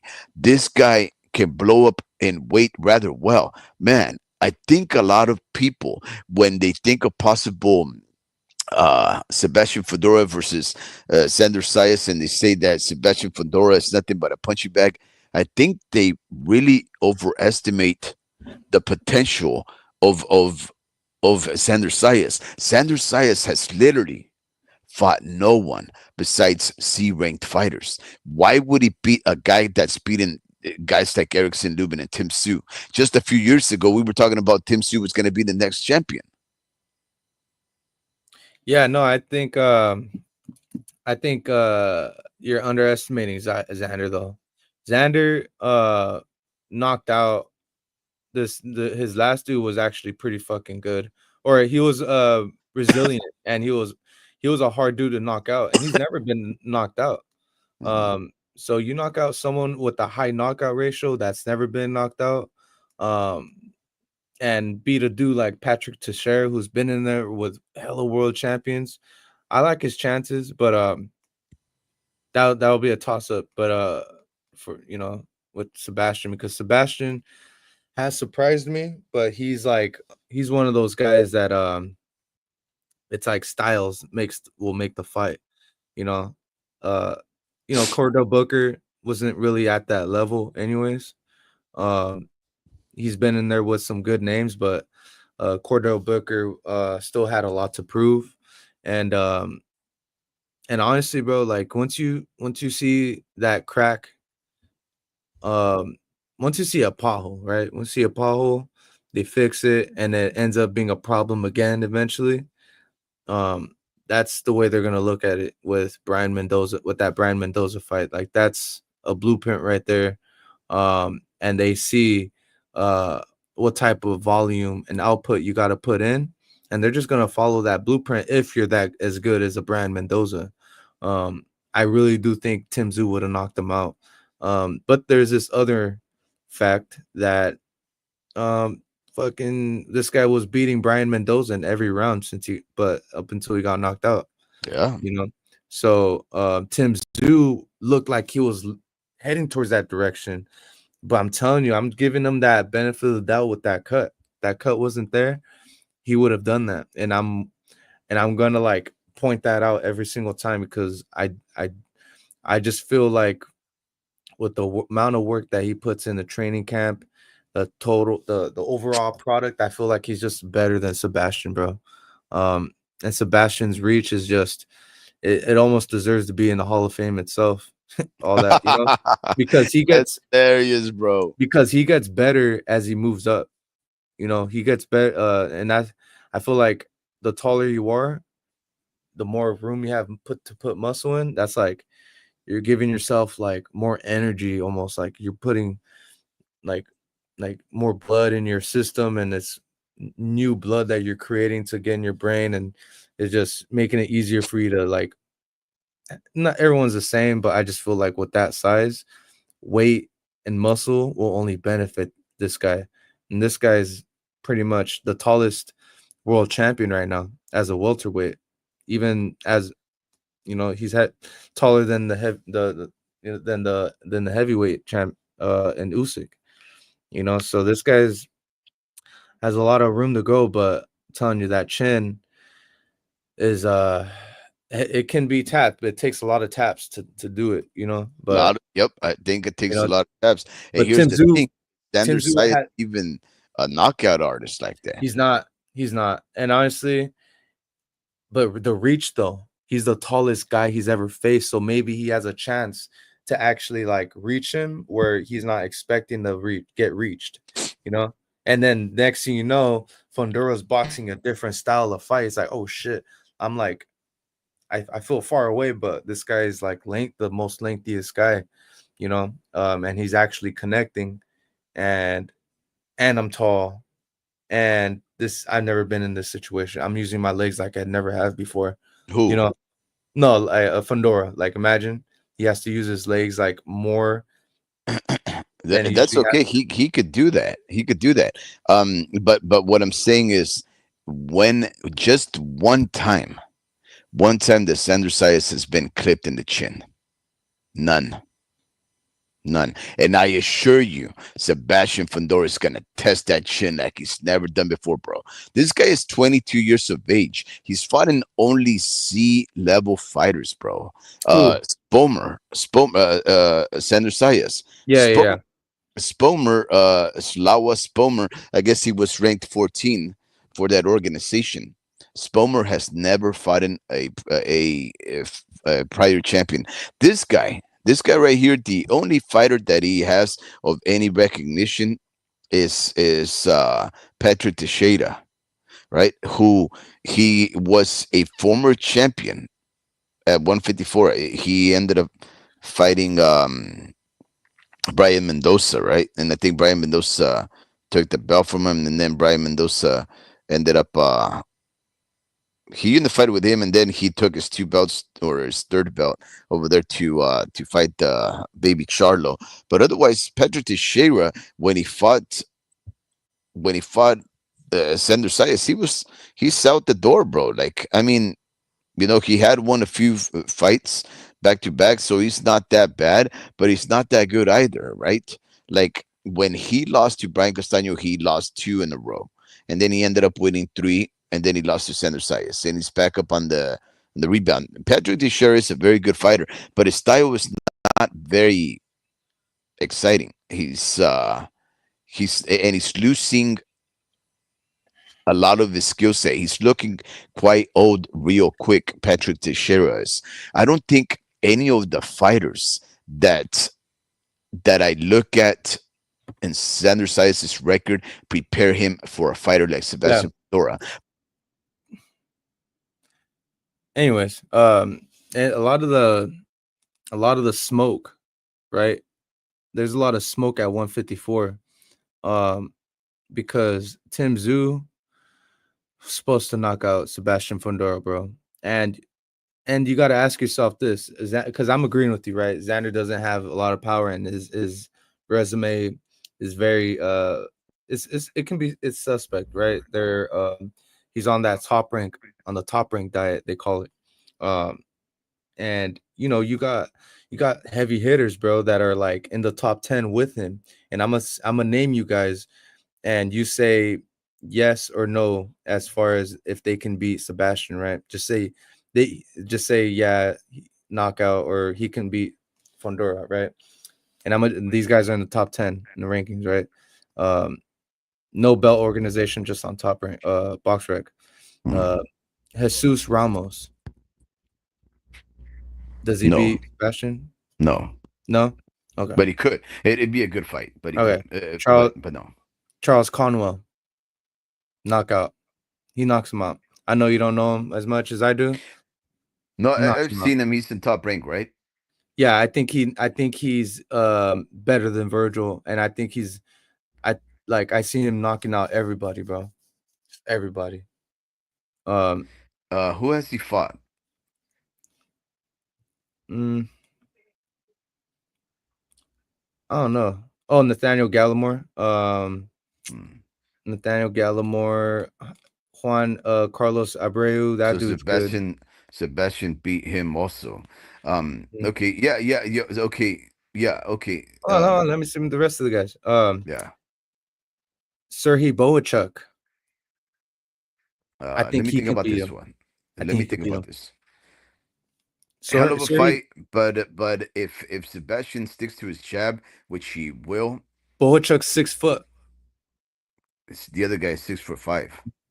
I know. I'm And just it's saying. the arms, bro. It's the arms. Like it's not just it's the arms, bro. Like I think he can, like, he can touch his toes, bro. Look, hell of a What fight. about Virgil Ortiz? Knockout. I think Virgil knocks him Wait.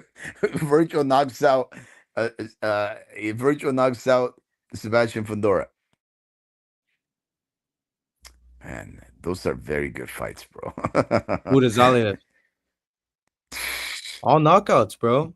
All those guys knock him out. Okay, at least Conwell. Like, I'm not sure about Jesus Ramos, but I'm gonna Yeah. give him a good chance to beat him. But Yeah. Conwell, Serhii Bohachuk, Virgil Ortiz, and Mutazaliev all knock him out. Like, that's just what I You think. And know, I didn't think, but look, I didn't know Bohachuk was that tall. By the way, I didn't know.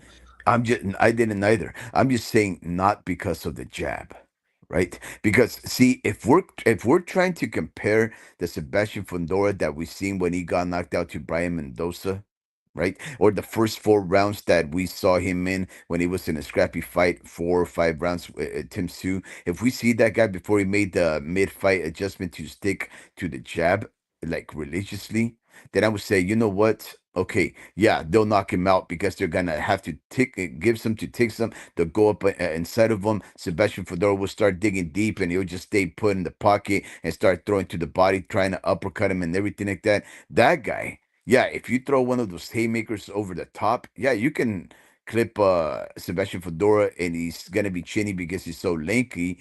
Yeah, we can see that. But if he sticks himself to the jab, bro, again, Sebastian Fedora with the jab is a different animal, bro. You don't. He doesn't have to let you hit him. Like that's just a matter of fact. And the thing is this, he can actually take a step back while he's jabbing. That means the reach is just way harder for you to get there. Yeah, you're gonna have to like rush in there and throw like a leap and punch way over the top to get that.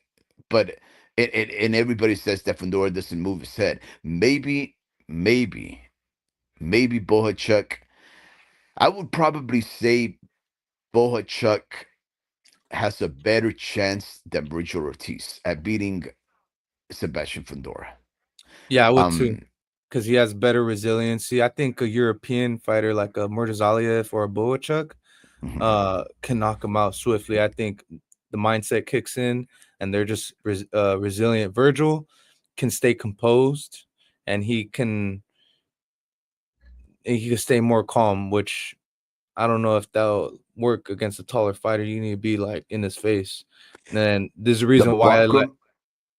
huh? Oh, sorry about that. I was gonna say something about Bakram, but keep going. Uh, and then Conwell is 5'9". That's my height, bro. This guy gotta like this guy's built like a boulder, bro. 5'9", you're Yeah, messing he's with all stumpy. these I've seen guys. him. Like you messing with all these 5'10", 6-footers, and he's knocking them out, dude. But But he's knocking out like nobody's, bro. no, but it's the way he's making them look, bro. He's putting them to memes. Like he's Yeah, yeah. like he's literally like Memes. bro, like literally like all the like there's different types of knockouts. There's one where you're tired, and there's one where you're like where you throw a punch and you're like, and then you wake up, you're like, they're like, you're all right, you're all right. You're like, what happened? You know? What happened? No, you're at home, bro. Yeah, it's like, oh You're shit. next to your wife. When's the Yeah. fight? When's You're my like fight? I gotta go back to. Yeah. next thing you know, you're hugging your kids. You're like, what the fuck happened? You know? Look, Like Bakram versus Saliev. Okay, I'll give you him, right? Bachman's Because 5'11". yeah, I'll give you. See, the thing about Bakram, I'm not gonna get too hype, just Me because he neither. beat Tim Su. Like that's just a matter of fact. Tim Su is coming off of a loss where he lost a lot of blood. He obviously was traumatized from the first round, and he couldn't Wait, correct his mistake. he lost blood from the Fondora fight. Yeah, yeah, yeah. But not that part so much, but the fact that he was traumatized, right? The first punch that lands, all of a sudden he's sucking at his forehead, like if somebody just hit him illegally in the top of the head. He's a traumatized individual, Nah, right? dude, I don't think he's mindset like that, bro. Like And I he think wasn't able to make the necessary corrections to avoid that punch that he was getting the clipped with. power caught him off guard. That Yeah, yeah, power yeah. caught him off guard. It did catch him off guard. Yeah, yeah, yeah. So that's the only reason why I would say that Bakram Dude, Murtasaliev is a dangerous individual because he he, obviously has one punch power yeah, where he can change the but dynamic of a fight. you see Tim Zhu landing on Sebastian. Imagine Murtazaliev, he downs him, you know? Like he downs him, bro, and he's taller. It's easier for him to do that. And as a taller fighter, you're punching harder. That's crazy, you know? And you have a better chance physically. So I could definitely see that. Bohachuk, um, I'm not as firm on that, but honestly, bro, like I'm so and then Jesus Ramos, I'm gonna always give him a chance. I'm always gonna Yeah, give that yeah. his style a chance against uh honestly against anybody, you know. His style, I haven't seen him get fucked up. Actually, I just seen this. I forgot. I didn't see his last fight. How did he look? Oh yeah, it was good. I think I was watching it. It was decent. Okay, never mind. I think I yeah, I was watching it and I remember thinking to myself, I watched the last one and I watched the Banana Rosario fight. I wasn't impressed with the Rosario fight. He was supposed to knock him out. He was struggling a little too much, but that Rosario guy was like moved down from 168. But and then Scram kind of gave him a tough fight too. That's the And one where Jared Hurd had his retirement fight, right? yeah, yeah, yeah. And I just yeah, like Jesus Ramos is like I'm not sure yet. Like I'm still not like no set in stone opinion on him yet. So Cause Bakram Murtasaliev beats Jesus Ramos. sure, yeah, I'm gonna lean that direction Can first. Bakram Murtasaliev beat Sergey Bochuk? Dude, I think Bakram just punches a tier harder, but it'll go the distance. It'll go distance and it'll be a slug, you know, and it'll be like a good political fight.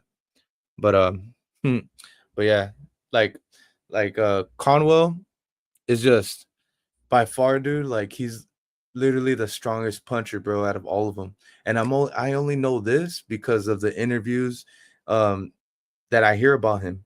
Like they say that he's like the what's that one dude's name? Fuck, I The forget his Khabib. name. Huh? The Khabib, right? Nah, it's just sparring stories I hear about Conwell, bro. Oh, Jared, Conwell. yeah, Jared Anderson says like this feels like punches like a heavyweight. But he said that like when he was focused, you know. So I knew he was serious. Drawn Ennis says he's the hardest puncher. Uh, there's a lot of like big names that say that Conwell is that dark horse, bro. And when I hear certain people say he's got that power, and he's got, and what tells me that he has skills is that he's been around the world, boxing world talent. That tells me that you have skills, and I see it when you're fighting, so it all checks out. And I'm willing to die on the throne and say he is Come on, bro.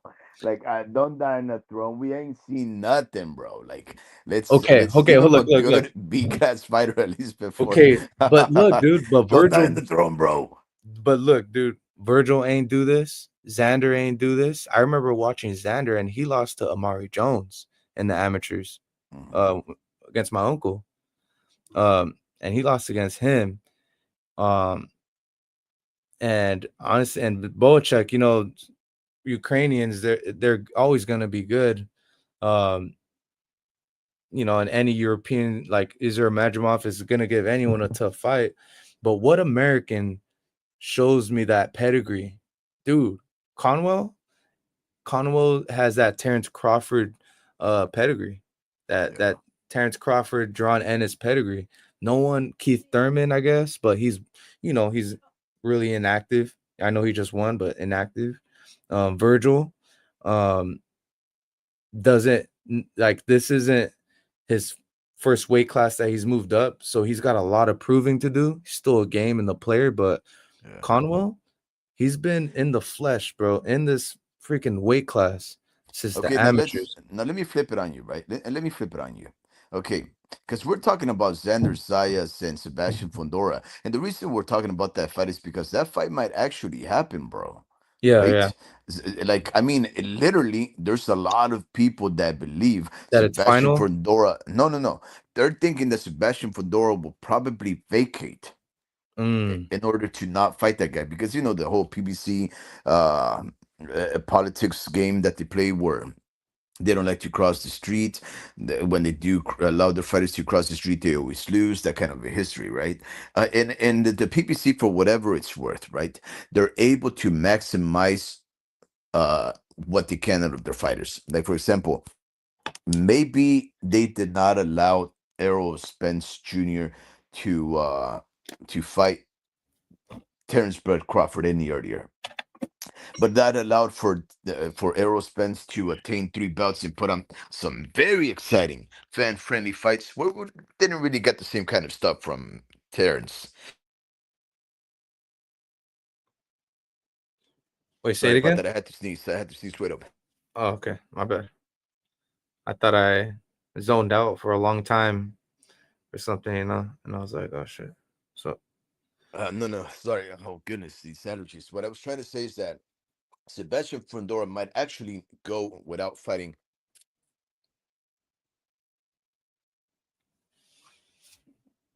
sneezing Hold it again. on for a little. Yeah, hold it on for a little bit, man. Mm, yeah, man.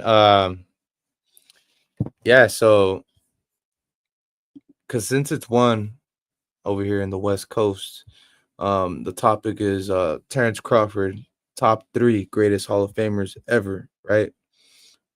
Uh, I don't know about ever. I gotta do my research, and honestly, since it's been kind of slow, like in the boxing world, I've just been looking at old school boxing like fights, and fall in love with like other great welterweights, and like Hagler's, the Tommy Hearns, and really just do my deep dive research on who was the champions in the 80s and the 90s. I still got a lot of shit to like look up, but I just looked at the pillars, you know. Felt like if you're a boxing fan, you should know the timeline of Ali and the heavyweight division and Frazier and all this stuff. So, um, yeah. So yeah, dude. Yeah, sorry. Okay, there. I You good? finally sneezed like 20 times, bro. Um, so no. So again, what I'm trying to get back at, right, is that there might be a possibility that the PBC might let Sebastian Fundora let go of a belt, thereby making Sandor Sayas the champion on a vacancy right, becoming an email champion. Not because Sandor Sayas won't take a Sebastian Fundora fight, or Sebastian Fundora won't take a Sandor Sayas fight. Again, Sandor Sayas brings nothing to the table for Sebastian Fundora. He's a 22-year-old fighter who is not a big name. It does not have the biggest fan base. Yeah, he can pack a small little theater in New York, right? But that's in the heart of you know New Yorican fighters, right? He has no belt. He has no great resume. He's just doing his job and defending his belts, right? That's all he's really able to do, right? But if anybody wanted to, they could put Sebastian Fundora to fight some other creative fighter, right? They could pit him up against any other fighter. And they could pit him up against, like you stated, you know, maybe Virgil Ortiz or Ramos, Jesus Ramos, probably even Jesus Ramos. And that fight wouldn't really upset the boxing world. They wouldn't be like, "Oh man, did you just duck Sandor Sayas for Ramos?" But Ramos is much better and more accomplished than Sandor Sayas. Well, actually, no. Right? No, I think that's wrong because at least Sayas has a former champion in their belt. A bunch of C names, but at least a former champion. I don't think Ramos has that. So what I'm trying to get at is this: if Sebastian Fundora lets go of a belt to not fight Sandor Sayas, it's not going to be because he's afraid of him. It's just going to be because the PBC is going to try to maximize his potential to fight other very interesting fighters at a premium price, right? Like for example, that's Yeah. what they did with Spence. That's what they've done with a lot of their other fighters. They pit him up against creative matchmaking that entertains the fans, and nobody really gets too bothered about it, right? Sandor Sayas will become a champion. If Sandor Sayas becomes a champion by a vacancy like an emailed belt, now The I new want you Puerto to Rican run. star. Yes, yes. Well, on the cheap, right? Because he didn't really do anything to deserve it. But nonetheless, he would be in the same, situation as William Score. He gets a belt granted because somebody chose not to defend it. But now I want you to run the same names by him. I want you to run the Virgil Ortiz, the Murtasaliev, the Bohachuk, the Cordels, all of those guys, and tell me who comes out on top. Well, um, yeah, like the thing is, like Xander has put himself in position. I know he may not seem like he deserves it, but in the rankings, all the stars align because he brings um a lot of like he brings the fan base over, and Top Rank, they're the ones that will control all the seat prices, but once you kind of like do pay-per-view numbers, you make more money, obviously, and seat prices change. And Xander has to room to do all that, to make even more. So Xander put himself in position, and he's actually good at boxing as a Puerto Rican. No shots at Bumlanga, but um, Xander has put Wow, bro. Did himself. you just say Bumlanga? Huh? Did you just say Bumlanga? Nah, probably cutting out or something. Okay. Yeah, Bumlanga. That's a good one though. I like that name. But yeah, Wow, dude. bro. That's not cool, bro. No, I'm just kidding. But yeah, dude. Xander. What was I saying?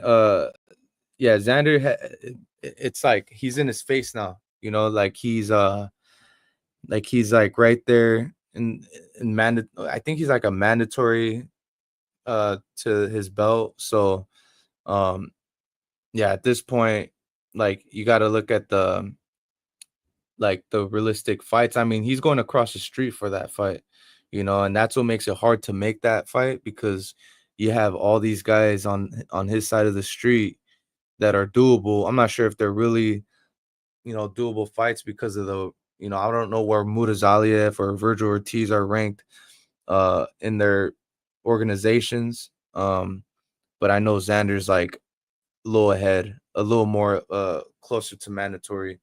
Um, He is mandatory for at yeah, least one of the Sebastian belts. Yeah, he's mandatory. yeah, and you know, Virgil pretty much turned down the fight against Murtazaliev.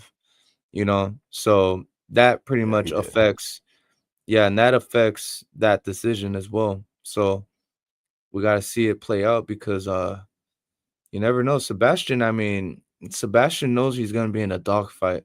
I'm looking at all these names. Jesus Ramos, Charles Conwell, Israel Madrimov, Keith Thurman's like the weak link, but he'll, I think Sebastian will be can beat Keith Thurman. Um, Serhii Bochuk, tough fight. I mean, and then Xander is like, can you even beat a Bohachuk? You know, Yep. um, so I speak highly of him because I really want Puerto Ricans to like root for someone that's actually good at boxing. Can you You know, even beat a Thurman?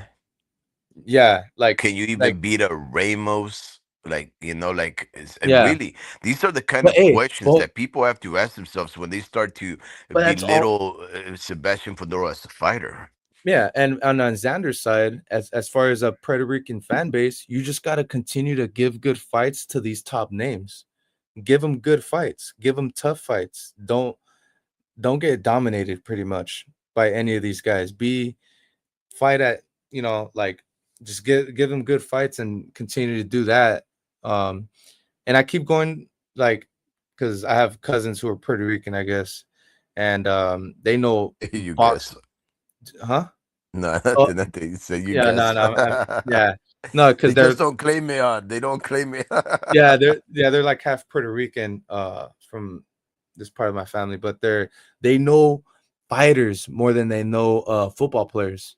So they hear about these names, and it's crazy. Just that's just how the Puerto Rican like their social medias are. Like they're high on baseball and boxing, but yeah, I just want them to find their Trinidad again. I want to see that next Trinidad come up, but and that's why I root for guys like Xander. But I ask myself these questions: Do you beat a Boachuk? Do you beat who'd you say?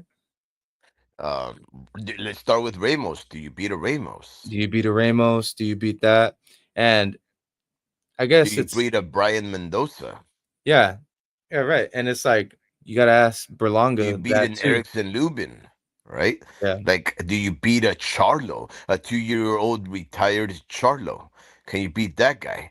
Can you beat Brian Mendoza? No, no, no. That guy Castaño. He's retired, bro. We ain't seen none of those guys in 2 years, right? Bohachuk, Virgil Ortiz. Can you beat him? Like, what are you gonna do once you get that belt, bro? Like, what are you gonna do, right? yeah. Are you gonna wait for Brian Norman Jr. to go up? Are you gonna wait for Terence Crawford to possibly come back down, even though he says he's never gonna do it? Like, what are you gonna do with that? Like, first off, the more I think about it, the more I think once he gets that belt, likely on a vacancy, right? I mean, Sanders Sayas is too young to hold on to the belt for too long with those kind of fighters that we have right there. And the problem with that, right, is that not a lot of those fighters are big name fighters, with the exception of, let's say, Virgil Ortiz and maybe Ramos, just because they're Mexican, or Mexican is it, no one else is Mm. going to pay you big money. Bohachuk is not going to pay you big money. Sir, Bakram Murtasaliev is not going to pay you big money. Sebastian Fedora is probably your biggest name fighter at that weight division right now, right? So, like, I don't know. Like, I have to see what Sander Sayas does. I'm not gonna say he's the world beater right now just because a There- lot of Puerto Ricans are hopeful that he's got it. He definitely looks good for it. He's yeah. very, very skilled, but again, with the caliber of fighters that he's fighting, of course he could do that. But Mm. these other guys that have power, because if you look at the record of his opponents, they're 50% knockout ratio. Not 60, not 70, not 80. They're guys that 20 fights won and 10 knockouts. And I Like, forgot to bring up this point too. Like if you're gonna fight a European, European fan bases, I mean, depending on what part of the you know Europe you're at, UK is the most supportive, right? They show up and show out for just about anybody. And I mhm. heard this a couple days ago, but Europeans, they almost got to knock out their opponents, because like Europeans, I'm saying like Ukrainians and you Russians, like they don't have a big fan base. They have like smaller fan bases, so they gotta like they kind of gotta knock them out Knock you almost. out and make it super convincing. Yeah, and then American, like they say, I forget. I think Bill said this too. He said uh like black fighters need to win. Um, Mexican fighters just got to give a good fight. You know? Wow. Yeah, So you're saying the Mexicans have it easier than the blacks? yeah. He's literally said that, and I just feel It's like, ridiculous. yeah, That's actually quite the opposite. well, nah, that's like not it. It's I don't look at the color, honestly. Like I You look may not at look at the color, but that's the reality of things. You yeah, have but to look. look at Matias though. He fights like a Mexican. You know, he's black. I don't care what you say. He's black. So uh yeah, and like and he fights and he's always gonna give good fights. And that right there is what makes me show up, I guess, as a fan, you Yeah, know? yeah, no, but I'm not trying to say that, you're supposed to yeah, no, no, no. I'm not trying to say that for a fact. Because of that you shouldn't respect the fighters. I'm just saying that the machine, the boxing machine, that's exactly what they do. See, Mm, like it is a cultural thing. We just addressed the fact that the Puerto Rican culture is so much about boxing, and especially baseball, and especially about boxing, that in the absence of a lot of boxing names from that island, they'll support anybody. They'll support Berlanga, they'll support Zayas, they'll support Mr. Rano and Oscar Collazo for to a lesser extent, right? But they'll ride on anybody that's hopeful. And the good thing is, all of those guys are very good. All of them, like, they're very, very good. So it's easy to cheer them on. But it's a handful of fighters, right? Because there's such a big culture that loves the sport of boxing, they're gonna support him. And Top Rank knows that. Top Rank knows that they have winners in these named fighters, right? Golden Boy knows that they have Oscar Collazo and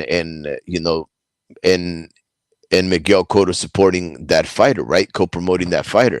They know the potential of these guys making big money, filling up theaters in Los Angeles, in Florida, maybe in the island of Puerto Rico. They know that, but they also know that Mexicans are a dime a dozen. They cannot, they cannot promote every single Mexican, right? Because the Mexicans, they'll always keep fighting, right?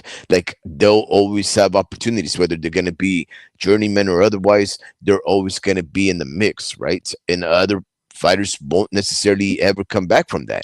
They're too proudful or too cowardly to become journeymen, to become gatekeepers, mm, right? So no, no, no.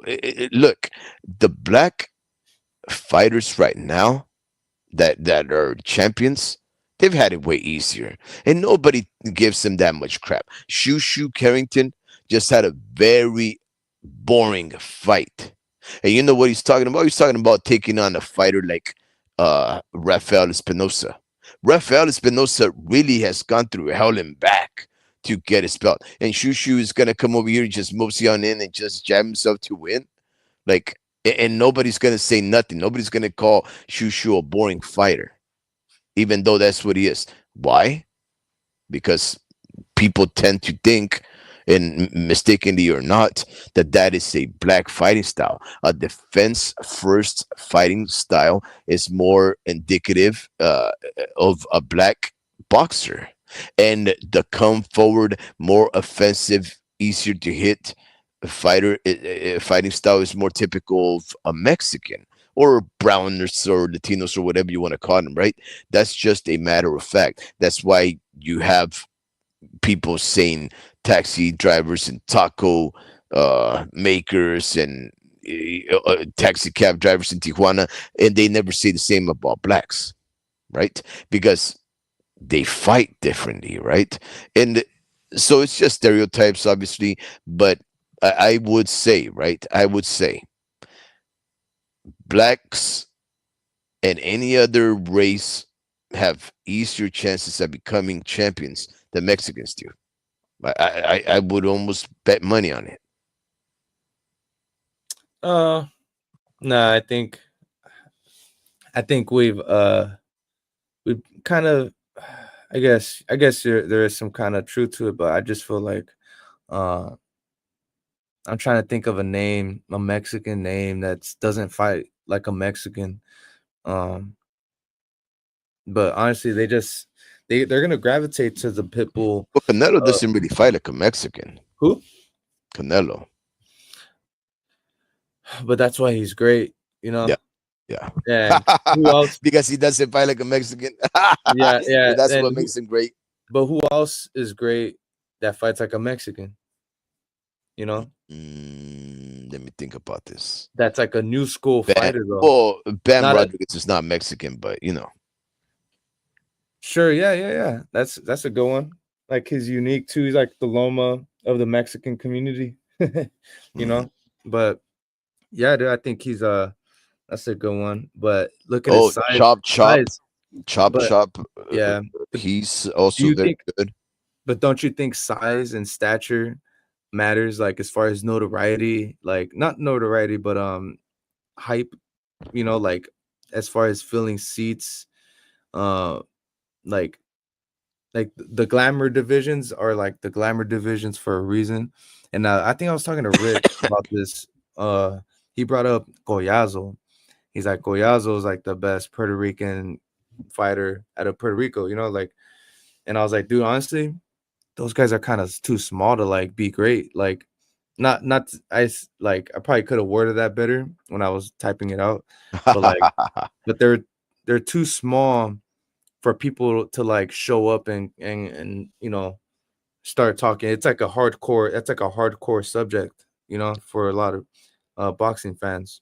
Um, Not a lot of casuals are gonna like gravitate towards him and or haven't heard of him, and he's like top 10 in the rankings, you know. Yeah.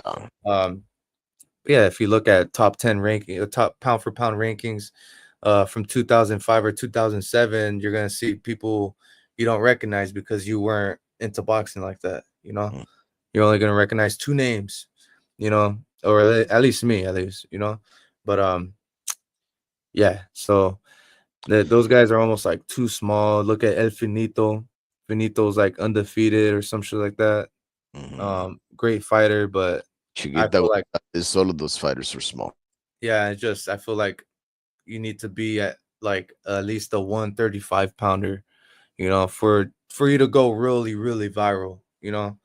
And yeah, so you have to be a certain weight, I feel like, in size to really be notoriety as like a all-time great. You know, it's really hard for the small guys, man. You have to be moving up somehow and knocking out guys that are a little bigger than you to get any type of notoriety.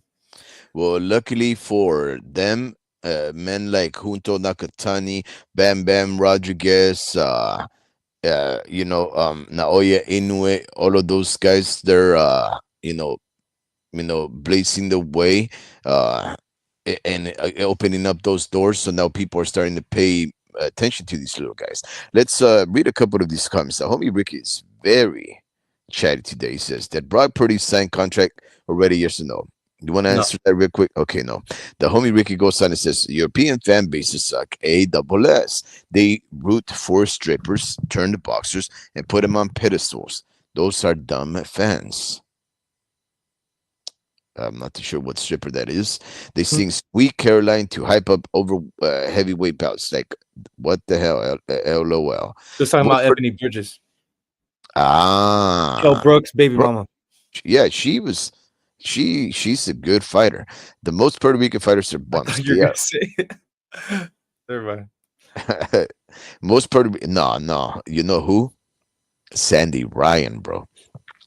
Most Puerto Rican fighters are bums. They are almost as bad as European fans, desperate somewhat for any somewhat winners. They threw a parade for Edward Berlanga. Wow, really? That's all we need to know. How that island is producing fighters right now. They rather be Anuel AA, whatever. Shushu ain't boring. That's Richardson Hitchens, boring ass dude. Another boring ass fighter. Very much like Shakur Stevens. Look at Shakur Stevens. They're making in the face of boxing, and he doesn't excite anybody. Or it's Richardson Hitchens. Anyways, who gives a rat's ass with his and that, whoop de whoop, blah, blah, blah. Miguel Vasquez, Mauricio Herrera, Richard Ortiz, Pereira. He's talking about all the fighters that don't fight like Mexicans, right?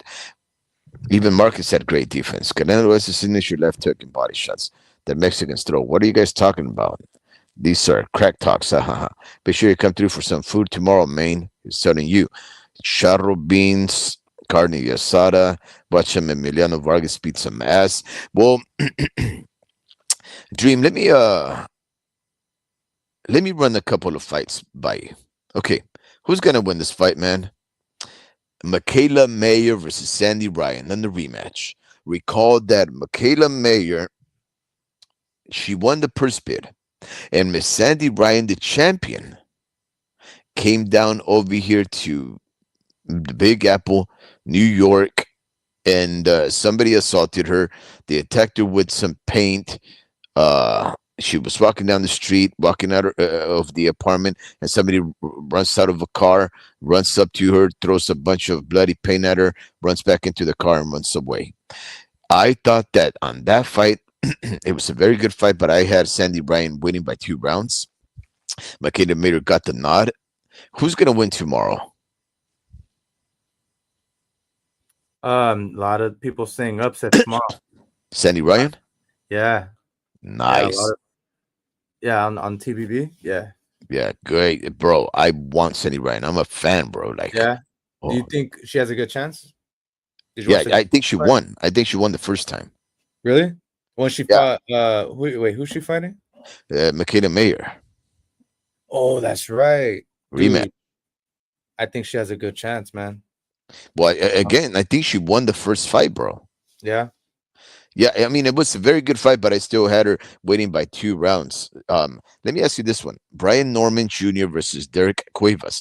Brian Norman, there you go. We get to see him defend his belt at 147. I've never heard of Derek Cuevas. Who's gonna win that?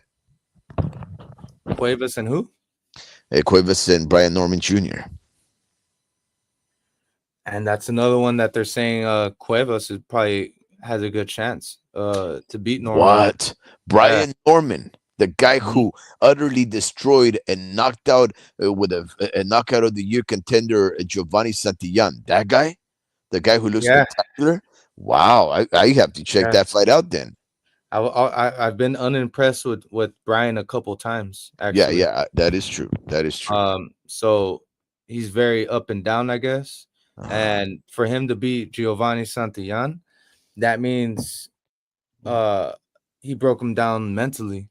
Um, because of his physicality and his athleticism. I think Derek Cuevas is has more speed, not as much power, but he has he go yeah, he does have wind, but he's got more speed, he has more boxing ability.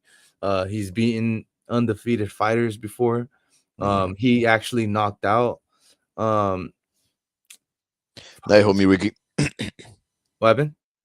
Said good night to homie Ricky. He's Oh, got okay, yeah. celebrating his birthday party tomorrow. No, that's right, that's right. Yeah. Um, but yeah, this guy's also beaten fighters with one loss on their record, knocked them out. Um, I'm staying away. Oh, so Uh, you're not gonna put money on that? yeah, yeah. I I'm was staying away barely from gonna ask Brian. you. I'm staying away from Brian Norman. I'm saying. Oh, I rather bet on this guy. Um, Derek. yeah. Brian Norman needs to prove a little bit more. Santillan was a start. Um, the Santillan is also very beatable, and I feel like what's his name should have beat him. He should have, but he absolutely got demolished. Alexis Rocha. Mhm. I think Alexis Rocha's kind of like his mind's somewhere else now. He's not fighting like he used to. Because it was just stylistically like it was perfect for him to win that fight. But I don't know what happened. And Check this now out. he's going the distance and getting draws against nobodies, you know. So So here are the odds for Brian Norman Jr. versus oh yeah, I seen him. Derek Cuevas. Brian Norman Jr. is currently 13 over 100, or under 770, uh, favorite to win the bout outright, while you can get a 19 of 4 on Derek Cuevas if you fancy the big upset. 19 of 4, man. Yeah, That no, I doesn't seen seem that. like that doesn't seem like Derek Cuevas has much of a chance, bro. Uh Derek Cuevas. Oh, 475 is pretty good, bro. Odds anything like above because in boxing, uh the odds are a little more fluid. Anything above plus 1,000 is like risky, or set plus 750 is risky, but plus 400 something. Earlier today it was plus 400. The odds opened up at like plus 300 for Cuevas, um, and then just went higher and higher. But that's in boxing, that's good. You know, in other sports, not as Because, good. yeah, Uh, because it's a sport of a puncher's chance, right? yeah, those factors. Yeah, and yeah, and I have more. I have another upset alert. Probably Okay. my biggest one. Okay, we'll Um, talk about it right now. Bruce Shushu Carrington versus Enrique oh, Vivas. okay, you're on Bravado right now. No, I'm on boxing schedule. Oh, gotcha. Boxing. Bruce Carrington. This is a dude that went that he's fighting has Jose Enrique Vivas. Hmm. He went the distance with Ruben Villa. Hmm. He also went the distance with I think Joet Gonzalez, a couple of other guys. Just these guys are really starting to have so many common opponents with each other, and I'm talking about uh, Shushu, all these guys. At They're starting to see a lot more smaller world. It's a smaller world between them now. It's that or Top Rank is just keeping it in house. or that true, but Shushu's the one that's actually going out on top on MVP cards, so he's the one that's actually doing more of a world tour type of thing. Um, but yeah, that dude, Vivas is resilient. The odds have it him getting knocked out. Uh, and Vivas it has never been knocked out. Um, Wow. and this guy's been in the ring with obviously Villa, Eduardo Baez, and Joet Gonzalez, and they have Bruce Carrington knocking them out. And Wow. Bruce Carrington uh had a really close fight against the dude that beat Ruben Villa. That was the guy that he fought on the Mike Tyson undercard. Oh no, my bad. No, it wasn't. That was Danny Coolwell. Um, but yeah, he went freaking he one of the judges had it a draw and he barely won by a round with other judges. So that And Sagawa he guy. had a very bad fight last time, and I Yeah, wasn't too impressed. I in fact thought he lost. Uh, really. Yeah, because you know me, right? I'm a very simple individual. You're on the back foot, you're in the corner, you're losing. Simple as that, right? But hey, I mean, he was able to convince people to that he won. So I think it was against Suleiman Segawa. Yep, Suleiman Segawa, the Yeah. African guy, right? Who ended up then beating Ruben Villa. But He's gonna go the distance with this guy. So yeah, plus 170 money and line for that. Shushu looked very uh uh, Fragile? parched. Yeah, he looked very parched. He looked like he What is was that? That's like completely fragile, right? no, parched means completely dry, dehydrated. Yeah. Yeah. This is the fight that I believe you're probably referencing, that you have a major upset, or at least some good odds. I think this one's the one that you're gonna bet on, right? William Camarón Cepeda versus Tevin Farmer. Yes, sir, Bob. I knew it. So Yeah. what is the goods like? What is the insider scoop there? Okay. All right. You ready? Not for real. I'm ready, bro. But what's it called? This fight Cepedos has on the gone. drugs. What happened? Cepedos on drugs. No, nah. Oh, okay, good. That information wouldn't come out until after the fight. Um, no, for real. Man, you're being completely honest, bro. It would. I mean, that's just the way it goes. But they just have to make weight, Yeah. um, and then all the BS will fall after. But yeah, this fight has been extended from a 10 round fight to a 12 round fight. What? Yep. It's an And eliminator? good question. I think so. Because it Uh, can't be for a belt, right? I yeah, mean, you're right. Because it has to be because there's a reason why they did that. So yeah, good question. I don't know, but they oh, did that. what?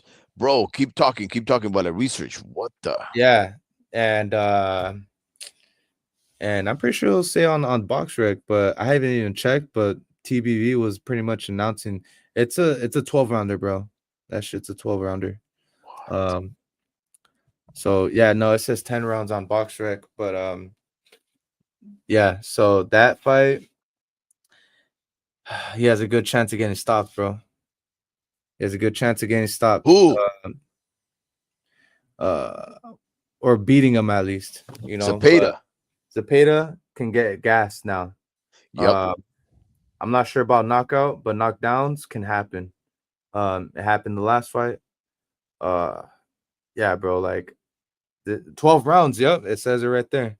So yeah, man, it's gonna be a Where? close I'm fight. trying to find this. Where does it say this? Go on BoxRec.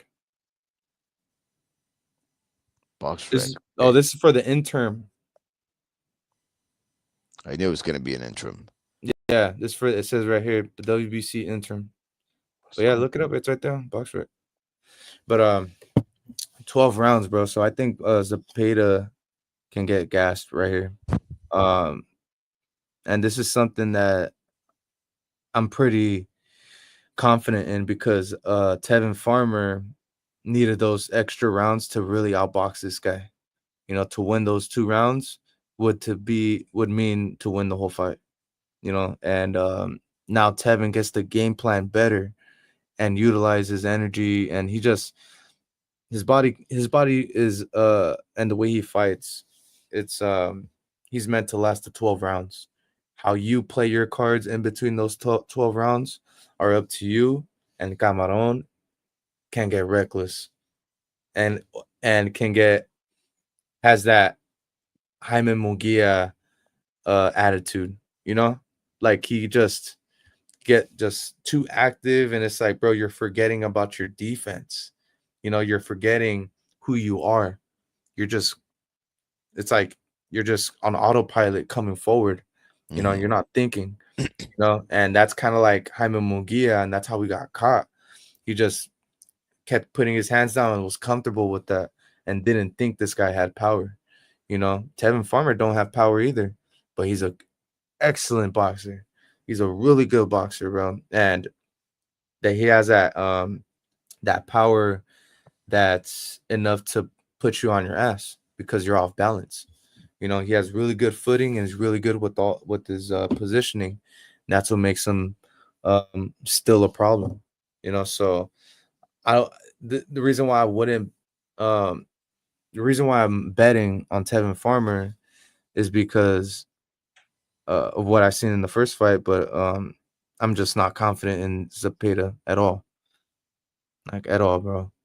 Um yeah, I think Tevin got what it What? takes to beat this guy. Mm. And it's something cool to cheer for, like that comeback story. Yep, Now, yep. now, now I want to see him again back on top. And Not not back only on top. that, forget the whole comeback story, right? It's that Tevin Farmer has never fought like that. Like Tevin Farmer has never been a stand your ground, catch and shoot, bob and weave type of fighter. He's been a mobile fighter, a boxistic fighter, very defensive, right? Low output, uh, light power, but light punching, back-footed fighter, right? And this time he knew what was going on. He knew that he had gone up in weight. He knew that that well, actually, he was coming down in weight, if I'm not mistaken. He knew that he was in enemy territory in the Mexicans, backyard of I don't know, Indio, California, or whatever. He knew that if he was gonna try to win, he couldn't be on the back foot. First off, the Mexicans don't respect that fight style, and secondly, like you have no big name, and they're trying to blow this guy up, right? Like this guy is supposed to win. Um, So they're gonna do everything for Cepeda to win.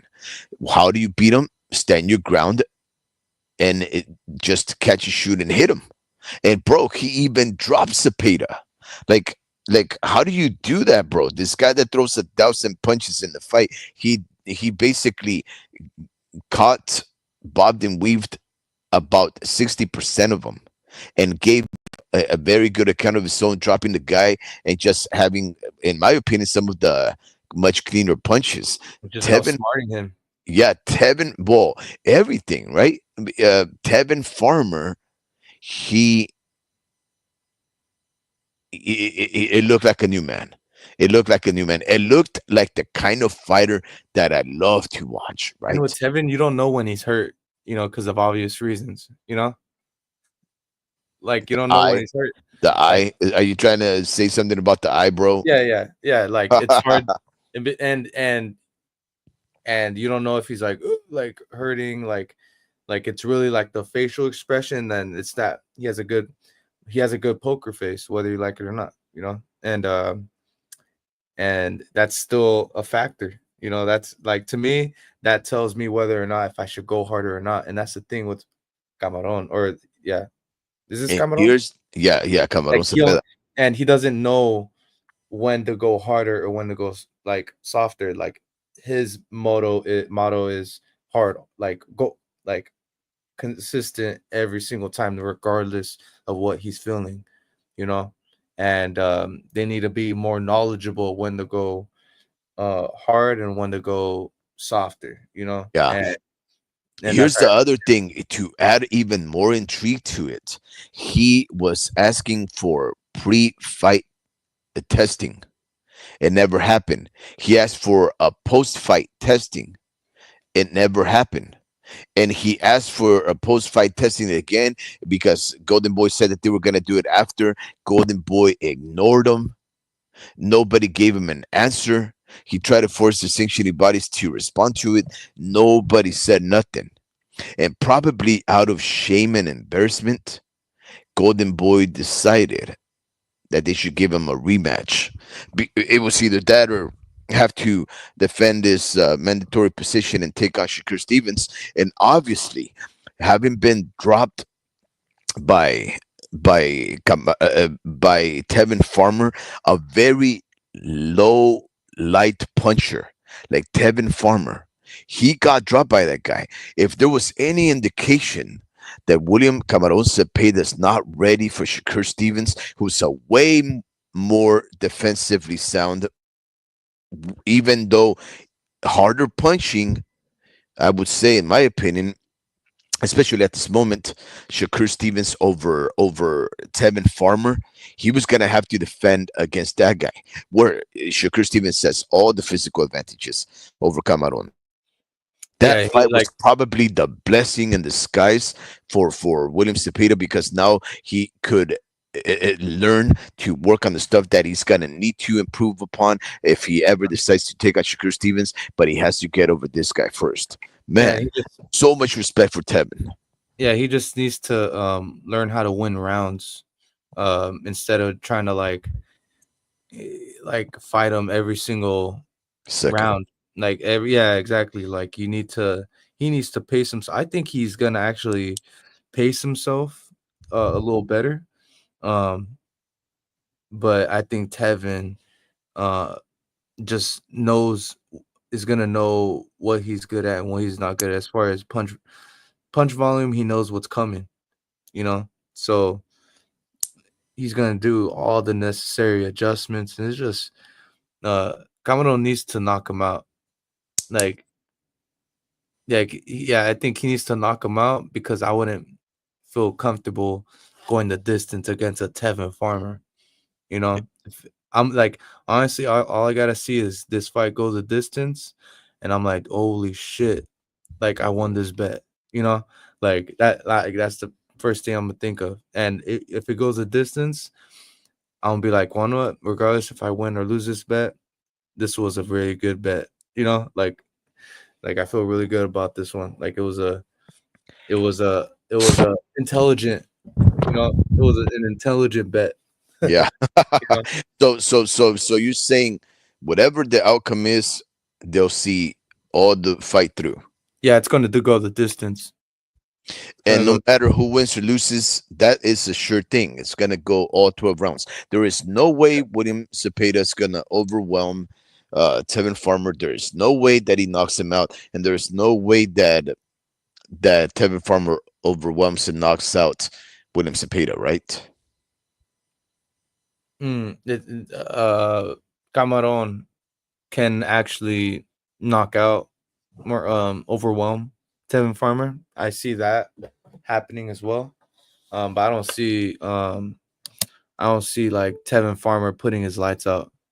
You know, Okay. I see him just getting dropped and getting back up. You know, So let me ask you, who's gonna win that fight? I think Tevin by decision. I think Not. those 2 rounds are gonna be what he needs, and then it's gonna be a whole different game plan. I want that, bro. I want that for Tevin. Yeah. That would be karma for all the shenanigans. That would be karma against William Cepeda for not having done the drug testing. That would be karma for Golden Boy to have lied to Tevin Farmer in his face. Even though Tevin Farmer, if I'm not mistaken, had been a Golden Boy fighter once in a day. I Hmm. think right. He was there over there when he ended up fighting Jojo Diaz. Like, man, like, wow. All right, bro. All right. I think I feel good about the combo we had, man. I mean, I know that we didn't get to talk about Terence Crawford and his outlandish claims that that if he beats Canelo Alvarez, which I've always said he has an opportunity to outbox him. Um, that if he beats him, he'll be in the top three greatest Hall of Fame fighters of all time. Right? We didn't get to talk about that. We'll talk about it tomorrow when homie Ricky, sobers up. But man, oh man, I feel very, very good about the conversation we had. And just before we wrap it up, Dream, I just want to run through the schedule of events. Right? Sandy Sandy Ryan is going to be fighting Michaela Mayer. Let's see. Let's just report on the start time. Ryan versus Mayer. Ryan versus Mayer to start time. The prelims begin at 7 p.m. Eastern time. So around 4 p.m. Western time, Pacific time. That's when you guys can expect to watch that fight, and that's a rematch, guys, of one of the best fights especially of the feminine sex that took place last year. That's going to be on Top Rank. You guys should not miss that. We're going to have Emiliano Vargas. We're going to have Sanders Sayas, Shushu Carrington. We're going to have all kinds of fighters on that card. There was fights today. Let's see what else there is. Cameron Cepeda is actually gonna Cepeda versus Tarver 2 start time. That begins 8 Eastern, so 5 Pacific. Guys, I think you can sleep in and not feel like you're gonna miss out on any of the action as long as you wake up, uh, uh, you know, early enough. I think you're gonna You're gonna enjoy the fights tomorrow. I don't think you're gonna miss out on anything. If you guys are interested in Muay Thai begins today in 3 hours at 5 o'clock in the morning.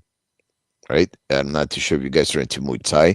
There is also gonna be a bare knuckle event from Manchester, England, at 12 high noon. So 3 p.m. for the people in New York, or wait, 9 a.m. for the people on the East Coast. Chip Chase is going to be fighting Fox for bare knuckle fighting. And the Hexagon, we're going to start it off at 12:45 Pacific. And then Tevin Farmer and Cameron Cepeda begin at 5 p.m. Dream, you have any last words? Yeah. I agree with Terence Crawford. Mhm. Uh, Whoa, and bro, you can't do that, bro. Bro, don't. good night. Nah, I'm just kidding. Oh, wow. Nah, I'm just fucking around. Nah, I take that back. Errol Spence is or will be a Hall of Famer. Uh, Really? just not first ballot. Not even second. I think eventually he will be in the Hall of Fame. Mhm. You just but right now, it, the conversation is which ballot it really is. That's the conversation. Too many tickets have been sold, and Errol Spence did have his miniature era, in his division. He beat he's kind of doing what Ryan is doing. He's fighting all the four kings. And he did that. He did that in the welterweight division, just couldn't be the top guy. And Tommy Hearns got knocked out by Hagler, lost to Sugar Ray Leonard, but we look back at those guys as the best three in the history of the division, Mhm. and they're all Hall of Famers. So Errol Spence was that guy. He was the number two to Crawford. Somebody needs to be number two. Um, and it can't be nobody. So I think, and it's Crawford's the best. He needed to prove that though. But it was Errol Spence's era for a long time, and it's a slight like it's yeah Crawford's. I agree with Crawford in a sense. Um, uh, but it's okay to be a single division champ. You know, that's my take. Look at this, bro. Like, yeah, like Manny Pacquiao. I think he just barely made it, actually. There's Jorge Arce, a Mexican four weight division champion, right? There's, I guess, Vini Pass.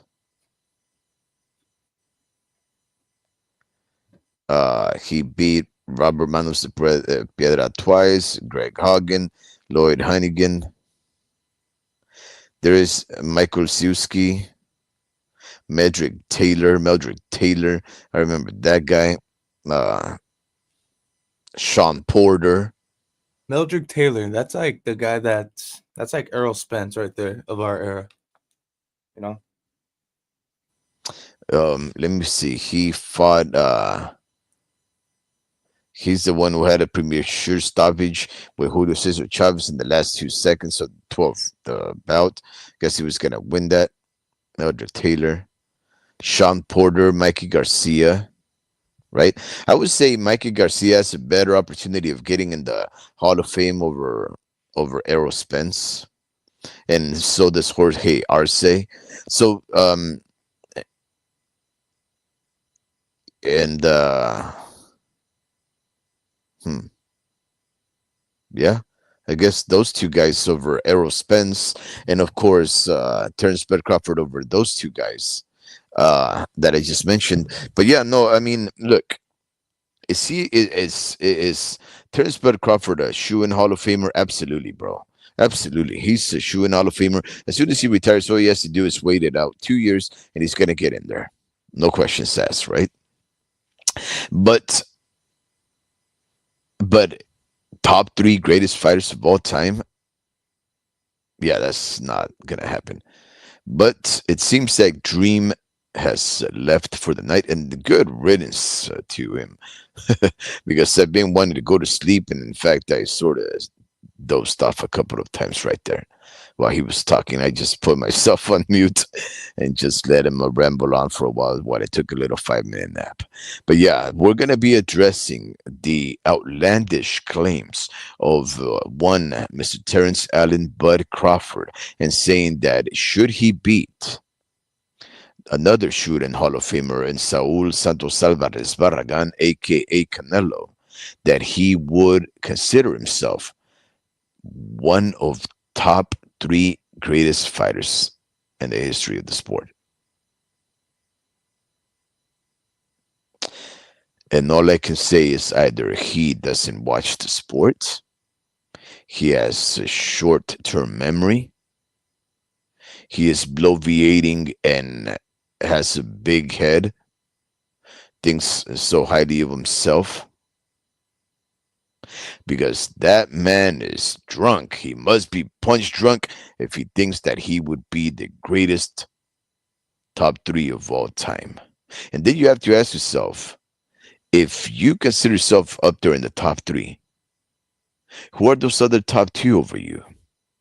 We're going to be talking about all of those things tomorrow on this year's show. We're going to be watching some fights. We're going to be celebrating the homie Ricky's birthday. We're going to be barbecuing. We're going to be having a merry, jolly time. And hopefully, we'll be able to go live to engage you all as we watch the fights take place. Maybe we'll take count on the rounds, but we'll see what we do. But thank you very much for having entertained us with lively conversation and exchange of ideas.